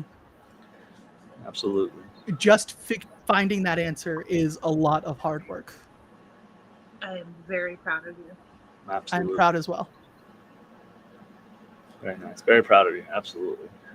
So back to people being shitty and then being petty to shitty people. Now, I will tell you, this is where it all started, though. If you talk to me about something, I will be honest, instead of accusing me of something. So this is ultimately what cost me my relationship with my son's mother. I cheated on her before I moved out to California because I was like, I'm not coming back to North Carolina. I might as well, hit a couple before I leave. And then we came back. You know how that goes. But, yeah. And then the information got passed to her that I had cheated on her while she was pregnant. And we were a couple. We were together. And instead of like storming in and this is, bullshit and you're cheating. No, she looked at me. She showed me the message that somebody had sent her and said, is it true? And most of my life, to be honest, for most of my life, I was very much a pathological liar. And in that moment, I thought for 2 seconds. I was like, everybody else says, what's the worst that can happen if you tell the truth? So I was like, I just stopped and was like, yeah. And so by her even just acknowledging me and talking to me about it and asking me instead of accusing me, it gave me a chance to change my whole pattern. Mm-hmm. Because if she would have walked in and be like, you're cheating on me and all this stuff, I'm like, like I said, I'll be back in 30 minutes. Yeah. And like, let's just take a moment to acknowledge how like mature of her that was. Mm-hmm. Right. That's a situation where it's kind of understandable to be angry and like not necessarily the accusation parts, but like to come in hot and instead to just like sit down and just go, is this true? Is honestly impressive. Right. Because, something, and I know you guys don't know her at all, but back when we were together, even before we were together, she was a fiery little thing. I mean, she had a temper. So the fact that I got the question was a whole step in the right direction. Honestly, if she had like a temper and then just came in cool and calm and like, is it true? That to me would have been pretty fucking intimidating. Oh yeah, like I mean, she's like 5'4" and I'm 6 foot. And she's Doesn't fucking matter. 100% badass. Like you're one sharp object away from not having an advantage. Absolutely. But I'm saying like that little bit, like super tiny person, like 110 pounds soaking wet, and just to come up and be like, is this true? Is almost more intimidating. It's like, because you're asking me, you probably know the answer to this already. Mm-hmm. If you're accusing me, you probably are just throwing a wild accusation, or you're projecting. Mm-hmm. So that was a big shift, and part of the reason I'm such an honest person when it comes to stuff like that now. If I'm feeling something or thinking something, I pretty much air it out. Unless it's not necessary, if it's just something I'm feeling in the moment, like, somebody on the panel says something, I'm like, that's really fucking stupid. I'll just keep that to myself. And then after, I'll be like, that was really fucking stupid. Okay, carry on. I'm done with it. Mm-hmm. I do it to myself all the time. I'll look at myself. Why would you say that? If you have that thought about me, consider this blanket consent to just be like, what the fuck, Alice? Mm-hmm. But most of the time, though, I can't. Like, I'm like, all right, fuck, you're right. A decade of therapy. Right. That's why a minute ago I saw that look and I was like, careful, Alice. I see it. Like I see a Mr. moment coming. Slow down. Yeah, and that's where I stopped and very carefully chose the words to say. Ray, are you okay? Yes, I had to pee. Okay. Yeah. This is not the right platform and nobody paid for it, so okay. Yeah. Fair. Get that bag, The next one I have is to tailor intimacy. Make space for activities that nourish each of your needs. An introvert may feel replenished at a museum or a small gathering, and an extrovert may be thriving at a concert. Take turns choosing date ideas. Go ahead. Both. I don't know who. Ray first. Ray was first. So while compromising and taking turns choosing events or things to do is a good idea, it is important to remember that if something is going to be fundamentally harmful to your partner, like taking somebody with severe social anxiety to a concert and they're completely wrecked for the next week, might not be a good idea. Right. Don't sabotage your partner's mental health, basically. Yes. I was just going to say, very excited. I got to take Lab to their first concert. Oh, that's awesome. It was a heavy metal concert, and I made sure we both had earplugs before we went. In this moment, Motionless in White, From Ashes to New, and Fit for a King, all down in the Coliseum down in Charleston. It was a great fucking time. Very nice. But it is important, like I'm not an art person at all. Jen likes to draw and do art stuff, but I don't know if she likes to go to museums. But every time we go to coffee shops, she sees art on the wall and wants to look at it. But I'll admire the fuck out of those 6 lines on the canvas. No, I can see what museum shit at the internet. But it's me. I would absolutely, if she was like, I want to, like she loves drag races, like absolutely loves the fuck out of going to drag races. I care less. I can watch drag races on the internet. It's like the same things you just said about art museums. She could look at it on the internet, but she wants to go because of that experience and having that fun. And by all means, I'll sit there all day. And before I know it, I'm getting into it too. Until the event's over, and then I'm like, cool, whatever. We can go to another one, maybe not. I don't care. See, this is where I find the beauty in polyamory, because you can have different partners that have different interests. Mm-hmm. And like you can have that one partner that you go to the art museums with, and the other partner where you sit at home and have your feet on their lap while you both play video games. Right. I need to go back and say, get that cheese. I think that was specifically about no one paid for it. Yep. That was meant to be a joke. But I mean, seriously, Sure. I mean, I'm just kidding, seriously. It was meant Let's- to be a let's- joke, but I have links in my stuff. Let's just say it straight. If someone wants to drop $250 in our PayPal, any one of us probably would. Oh, I'll do a lot of things for that much money. Shit, I'd do it for 20. Right. I don't do custom for under triple digits. I mean, I don't do a lot of custom, but with that, I mean, come on, everybody tease. Now, ethical question, and then we'll get back to this. So let's say I know someone has an OnlyFans, right? Or they have some kind of adult content online that I can go pay to see, $9.99 a month. If I were to walk up to that person and consensually, like it's a friend or something like that, and say, "I'll give you $10 if you show me your boobs," would that be offensive? If you have that relationship with that person, no. Right. If there's like no like, hey, we're comfortable with each other's bodies, or hey, we're flirty, or like what, if there's no precedent to the relationship for you to be able to do that, that they have an adult platform where they make content doesn't fucking matter. I can't believe you asked that. But I don't want to touch. I just want to. It doesn't fucking matter. It does not fucking matter. It depends on context. Like, if it was somebody that I had previously recorded stuff with, sure, why not? Fuck it. But if it's just some random person that the only interaction I've ever had with them has been content, just because you have purchased viewing my body on the internet does not entitle you to viewing my body in person under any circumstances. Exactly. Okay. I was a stupid ethical question that popped in my head for whatever reason. Motherfucker. I mean, it's a genuine question. I mean, like, if I can pay $10 a month to see it, why couldn't I pay you $10 one time? But it all comes down to context and relations. Yes. Because like now, if I'm recording content for someone, I'm in a room in a space that I've made up specifically for the content, using a camera and angles I choose, and I'm in control of what's being recorded.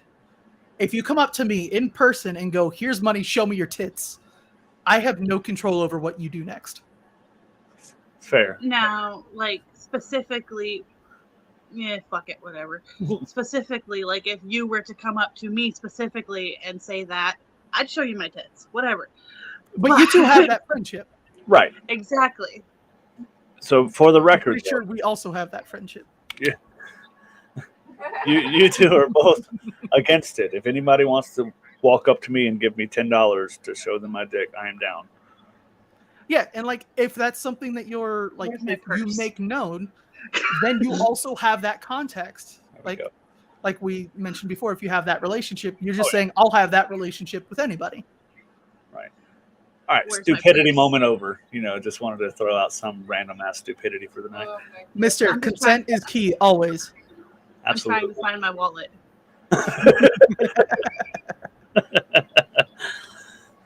Yeah, you know what? You should just be my dick pic editor. I'll send them to you to make sure they look okay, and then you can send them back edited. Why does only Alice get this? Fuck. I was talking to you. Oh, cool. Yeah. I wasn't the one trying to see Mr.'s dick, thank you. Right? That being said, Mr., if you do want to show it. I got you. Moving forward.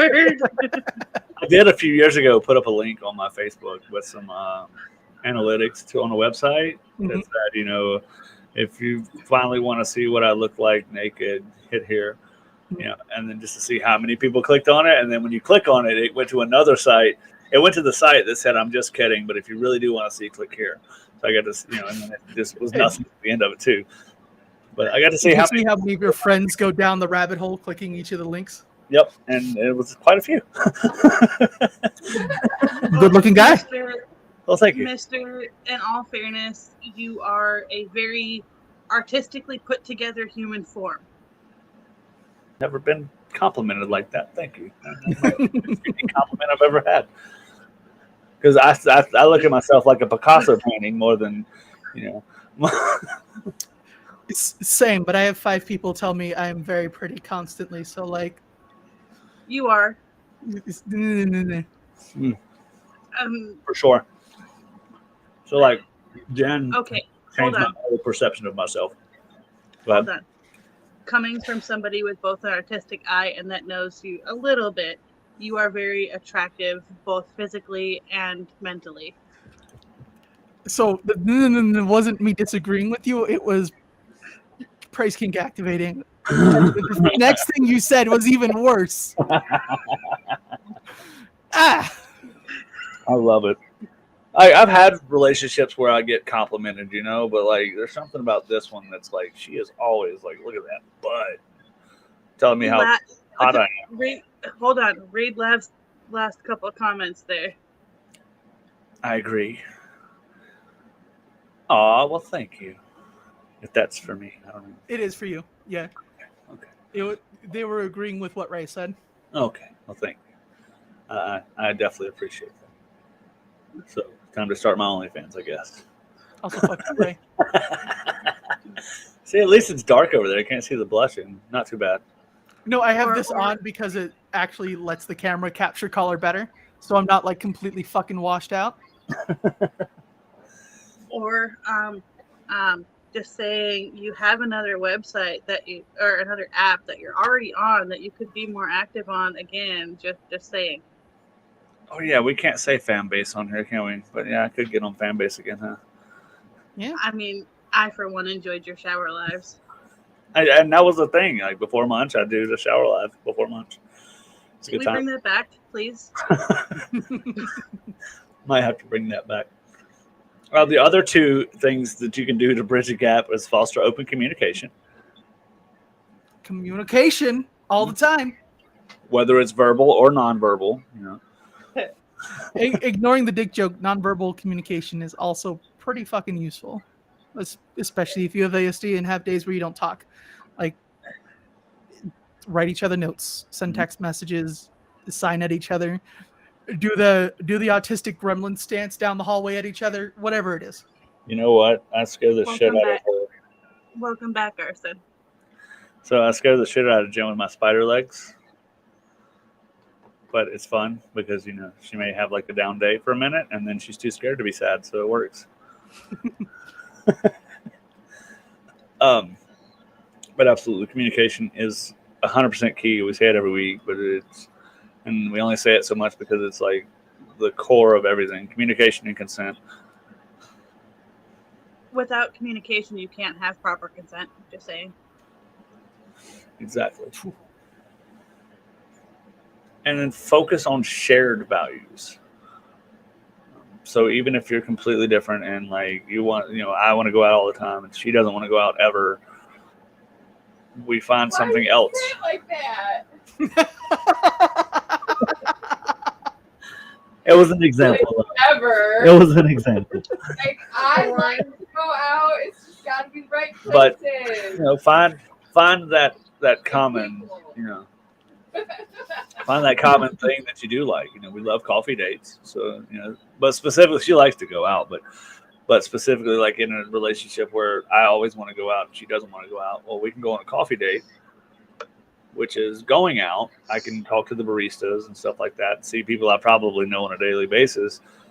And she gets the quiet, comfy feeling of a local coffee shop, and then we just grab our coffee and roll out. The other thing too, you don't have to have all of your needs met by your partner. As a matter of fact, you shouldn't have all of your needs met by your partner. If there is something that is an intrinsic need to you that is traumatizing to your partner, it is absolutely healthy to discuss that within your partnership and then go do the things that you need to do that your partner cannot do. Now let me interject the monogamous bit in here, but I thought I was supposed to give up everything my partner didn't love. No. No, fuck that. Find a better partner. Yep, absolutely. But No, yeah, that was like the communicate ahead of time. Don't just fuck off and leave your partner wondering what the hell's going on. Yeah. But yes, it is absolutely healthy to have your own hobbies and interests outside of the partnership. Right. For sure. That's why I like non-monogamy though, is I do have the ability to find partners that fit other needs. But if you're strictly monogamous, have friends that fit those needs too. You don't have to. It doesn't have to be a romantic partner. Depending on the need, Yeah. But Like, the platonic blowjob is the thing, okay? And if that's okay with your relationship, cool, more power to you. Exactly. But if it's not, have to draw up our contract again. Right? have to have some communication going on. That's right. So that's right. It's not gay if it's in a three-way. That's the golden rule. Mister, I need you to look up a toy. I just need to make sure that you know this toy exists. Oh, please. I love It's called the cock block. Oh, wait. It's Jen. Okay, so after you look up this toy, we have 9 minutes until we normally wrap up. So after you look up this toy, I think we should figure out how we're gonna words. I'm trying to figure out how this thing works. Alice, help. We need to figure out how we're gonna wrap up. Like, thank you. Closing thoughts, etc. So does this allow for celibacy and sex at the same time? No, it's just sex. It's gay sex with extra steps, so people can convince themselves it's not. But it is just gay sex. Oh, it's a DP toy. Okay. Yes. Okay. It's basically how straight men can fraught and tell themselves they're still straight. If I am naked with my friend and we're both fucking the same toy, we're not straight. No, not at all. Just want to put that out there. I don't know what delusional world they're living in, but that is... That depends. Is there a woman in the room? Right, because then it's not gay if it's in a three-way. So, and another fact of sex, since we're getting on education, it's only gay if the ball's such. No, that's shut untrue. the fuck up, man. And it doesn't count if you don't come. Also not true. Mister. Let me educate people. That's awful. Mister, I'm going to be educating apparently because you're just talking bullshit. Exactly. Mister, I love you respectfully. Here's another fuck you, mister. Was that 4? We're up to 4 now. Yeah, so far. You know, I hold a record. I got a super, really wonderful, sweet, loving, conservative Christian girl at work that worked with us forever. Like super, like the debutante kind of sweetheart girl. Like she wasn't an asshole. She didn't care if people were gay or anything like that. She was a really nice person. You know, the Christian part comes into play because she was always talking about going to church and all of the Bible stuff and all that. I got her to cuss me out twice at work. She never cussed anybody. What did she you do? got a cuss word at work. So that was like my accomplishment. All right, so I think we should spend the last 7 minutes on topic. That's pushing it for us, I think. Yeah, you know. So okay, 4 out of 7. While different, okay, I'm just going to read like exactly what I wrote. While differences can enrich a relationship, core incompatibilities often lead couples to split. As a relationship, with a relationship that's founded with, well, what the fuck am I saying? Oh, sorry, I got lost. I was reading like 3 different sentences. Lasting love is possible between even the oddest pairings with mutual dedication. Some strategies to help couples see that is to see differences as complements. Rather than viewing traits like introversion and anxious attachment as flawed, reframe them by adding beneficial diversity to the relationship. So embrace your partner's weirdness. I would say that no personality trait in and of itself is a flaw. It depends on what you do with it. It depends on how it manifests. Right. Commit to growth. Or if it is something that is intrinsically harmful, how you cope with it. Yes. Thank you. Oh, yeah. You're better with words than I am. I hear that a lot, surprisingly, mostly from bottoms. Can't wait to make that cut right there. I'm just saying that to that face. There we go. But commit to growing as a unit. Like we always want to grow individually, but if you want the relationship to grow through these differences, you need to be growing together at the same time, working towards that commonality. Even if if you only have one partner, working towards a solution where neither of you are unhappy with the situations.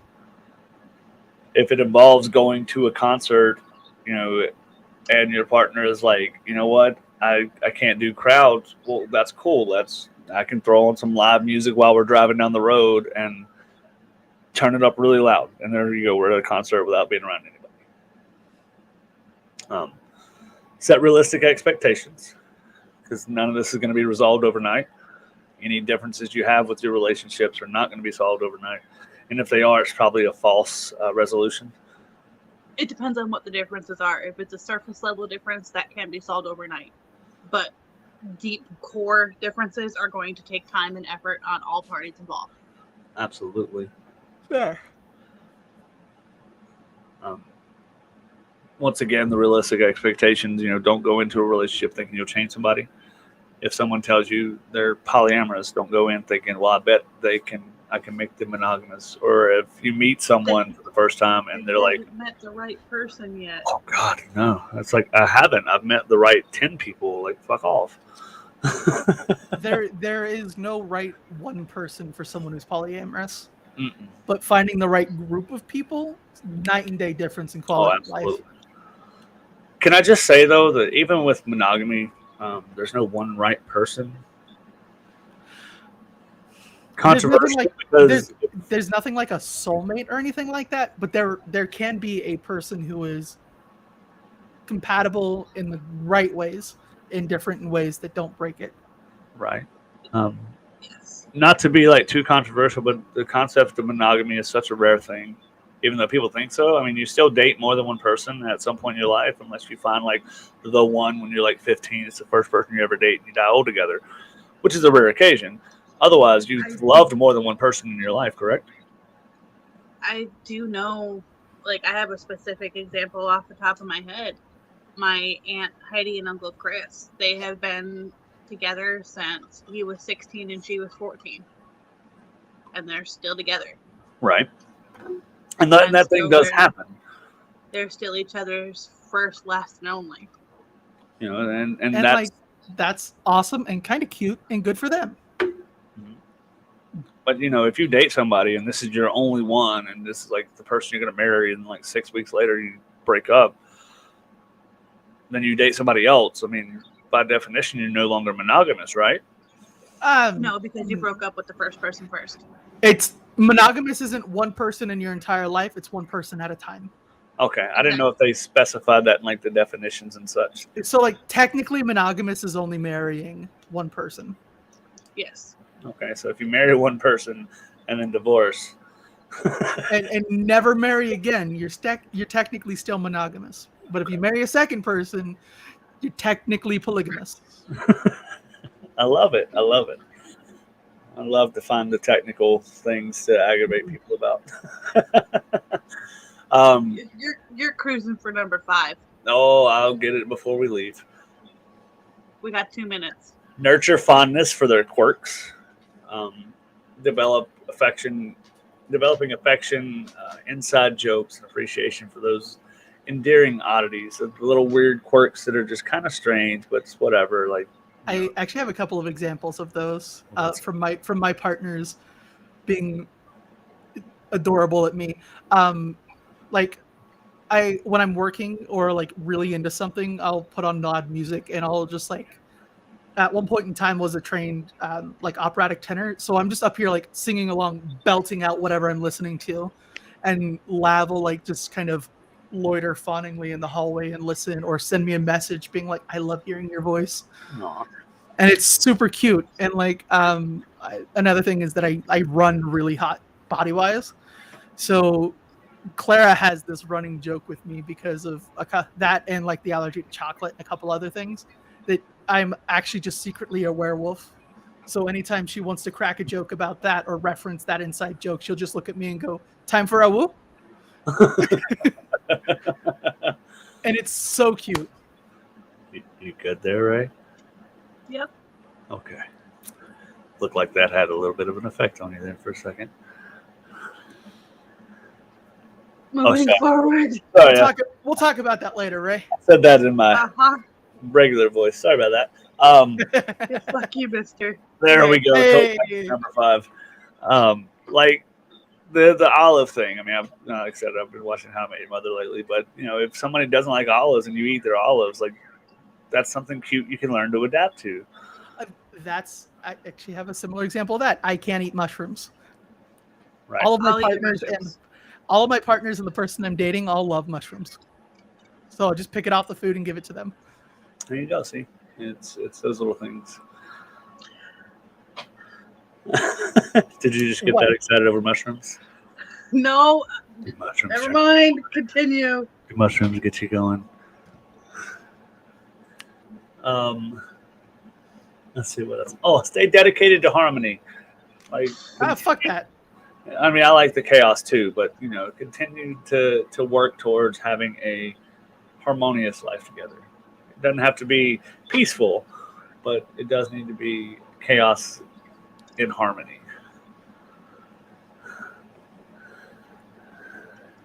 That sounds dirty, Lav. I know Lav absolutely did not mean that in a dirty way. Rebecca absolutely positively did. Somebody wants to eat your mushrooms, Ray. And you have to say it in that voice. God damn it. In what voice? I was just saying that, I just was trailing off for a second. No, mister. We both know what's going on there. You were talking to a bottom. It's fine. Was I? Ray, do you want me to join in on this?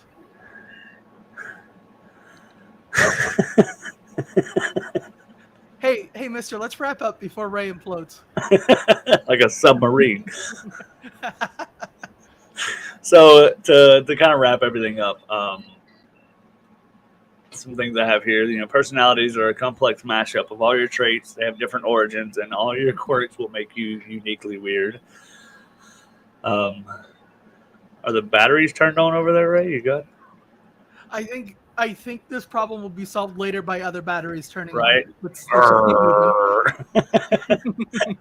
Is that what I'm hearing over there? Unfortunately, you guys are both aware of other stuff that, fuck, God, keep going.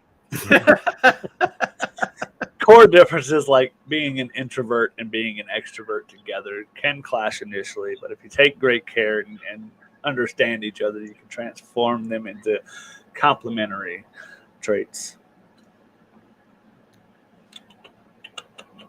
Having traits or having strategies like using empathy and setting boundaries and tailoring your intimacy can help bridge those gaps quickly. Talking in a really low voice messes with Ray. It doesn't even have to be a low voice. You can just get in real close to the mic. Oh, that's that deep little rumble that comes in from. I'm ready for my closing thought. We're over here torturing Ray right now. I know. I'm ready for my closing thought. Yeah, you're ready for your closing thought. Hi. I was laying in bed because it's bedtime.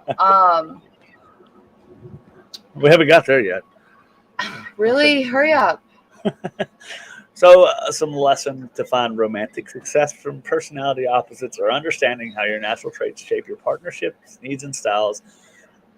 You know what? I can make this my closing thought. Anyway, go ahead. We'll begin closing thoughts with you there, Princess. All the things we talked about and all the different personality traits and disorders and whatnots, and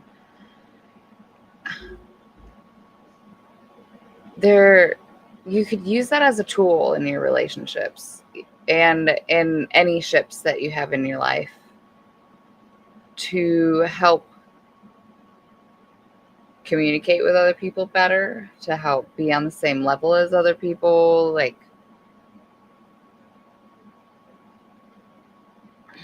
damn, I was laying there and it sounded so good. But I think, just use it as a tool and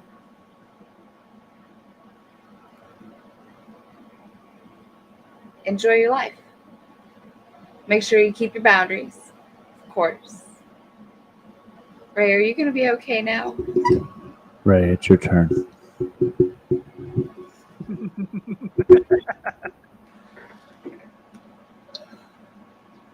And good night. Thank I was you all wondering for if I being could get here. number 6. Nonverbal communication is key.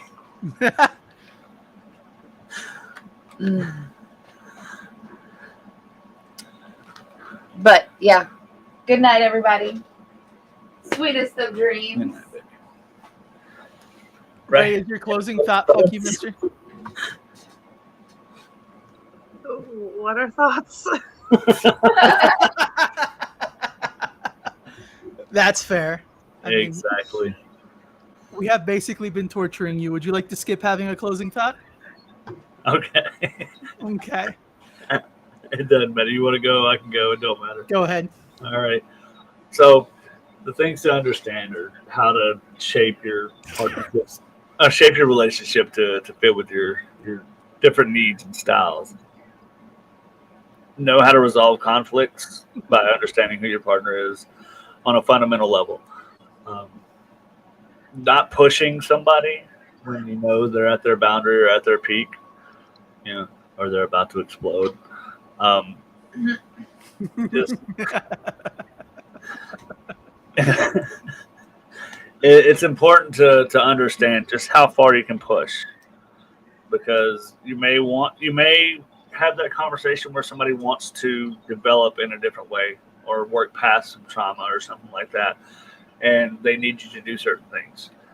You should be able to read that person and understand with their personality type, if they're super anxious about things, read how that anxiety hits them and kind of develop the plan around that. Constantly working in tandem together.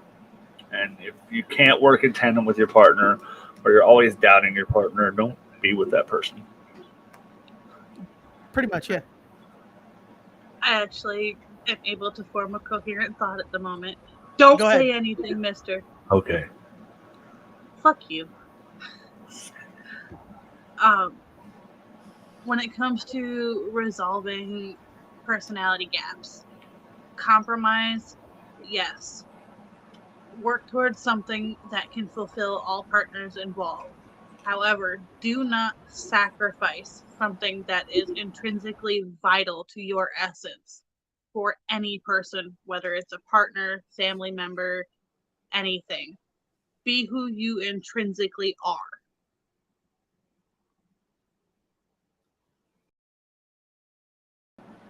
Yes, Ray. Oh yeah. Very good. That was a lot of thoughts to get out. Okay, go ahead, Alex. Was that post-nut clarity? No, that was post clarity nut. Oh, okay. I did not have permission, so it was not post nut. Go ahead.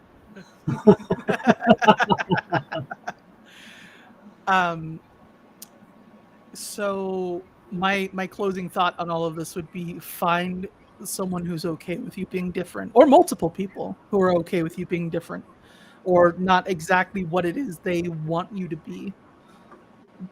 One of the most destructive things you can come into in a relationship, in a place where you and another person are very different, is them trying to deconstruct you and make you into what they want you to be. At one point in time, we were going to talk about the patterns of abuse to look for. I think we just kind of skipped over that, but we'll revisit that at a later time.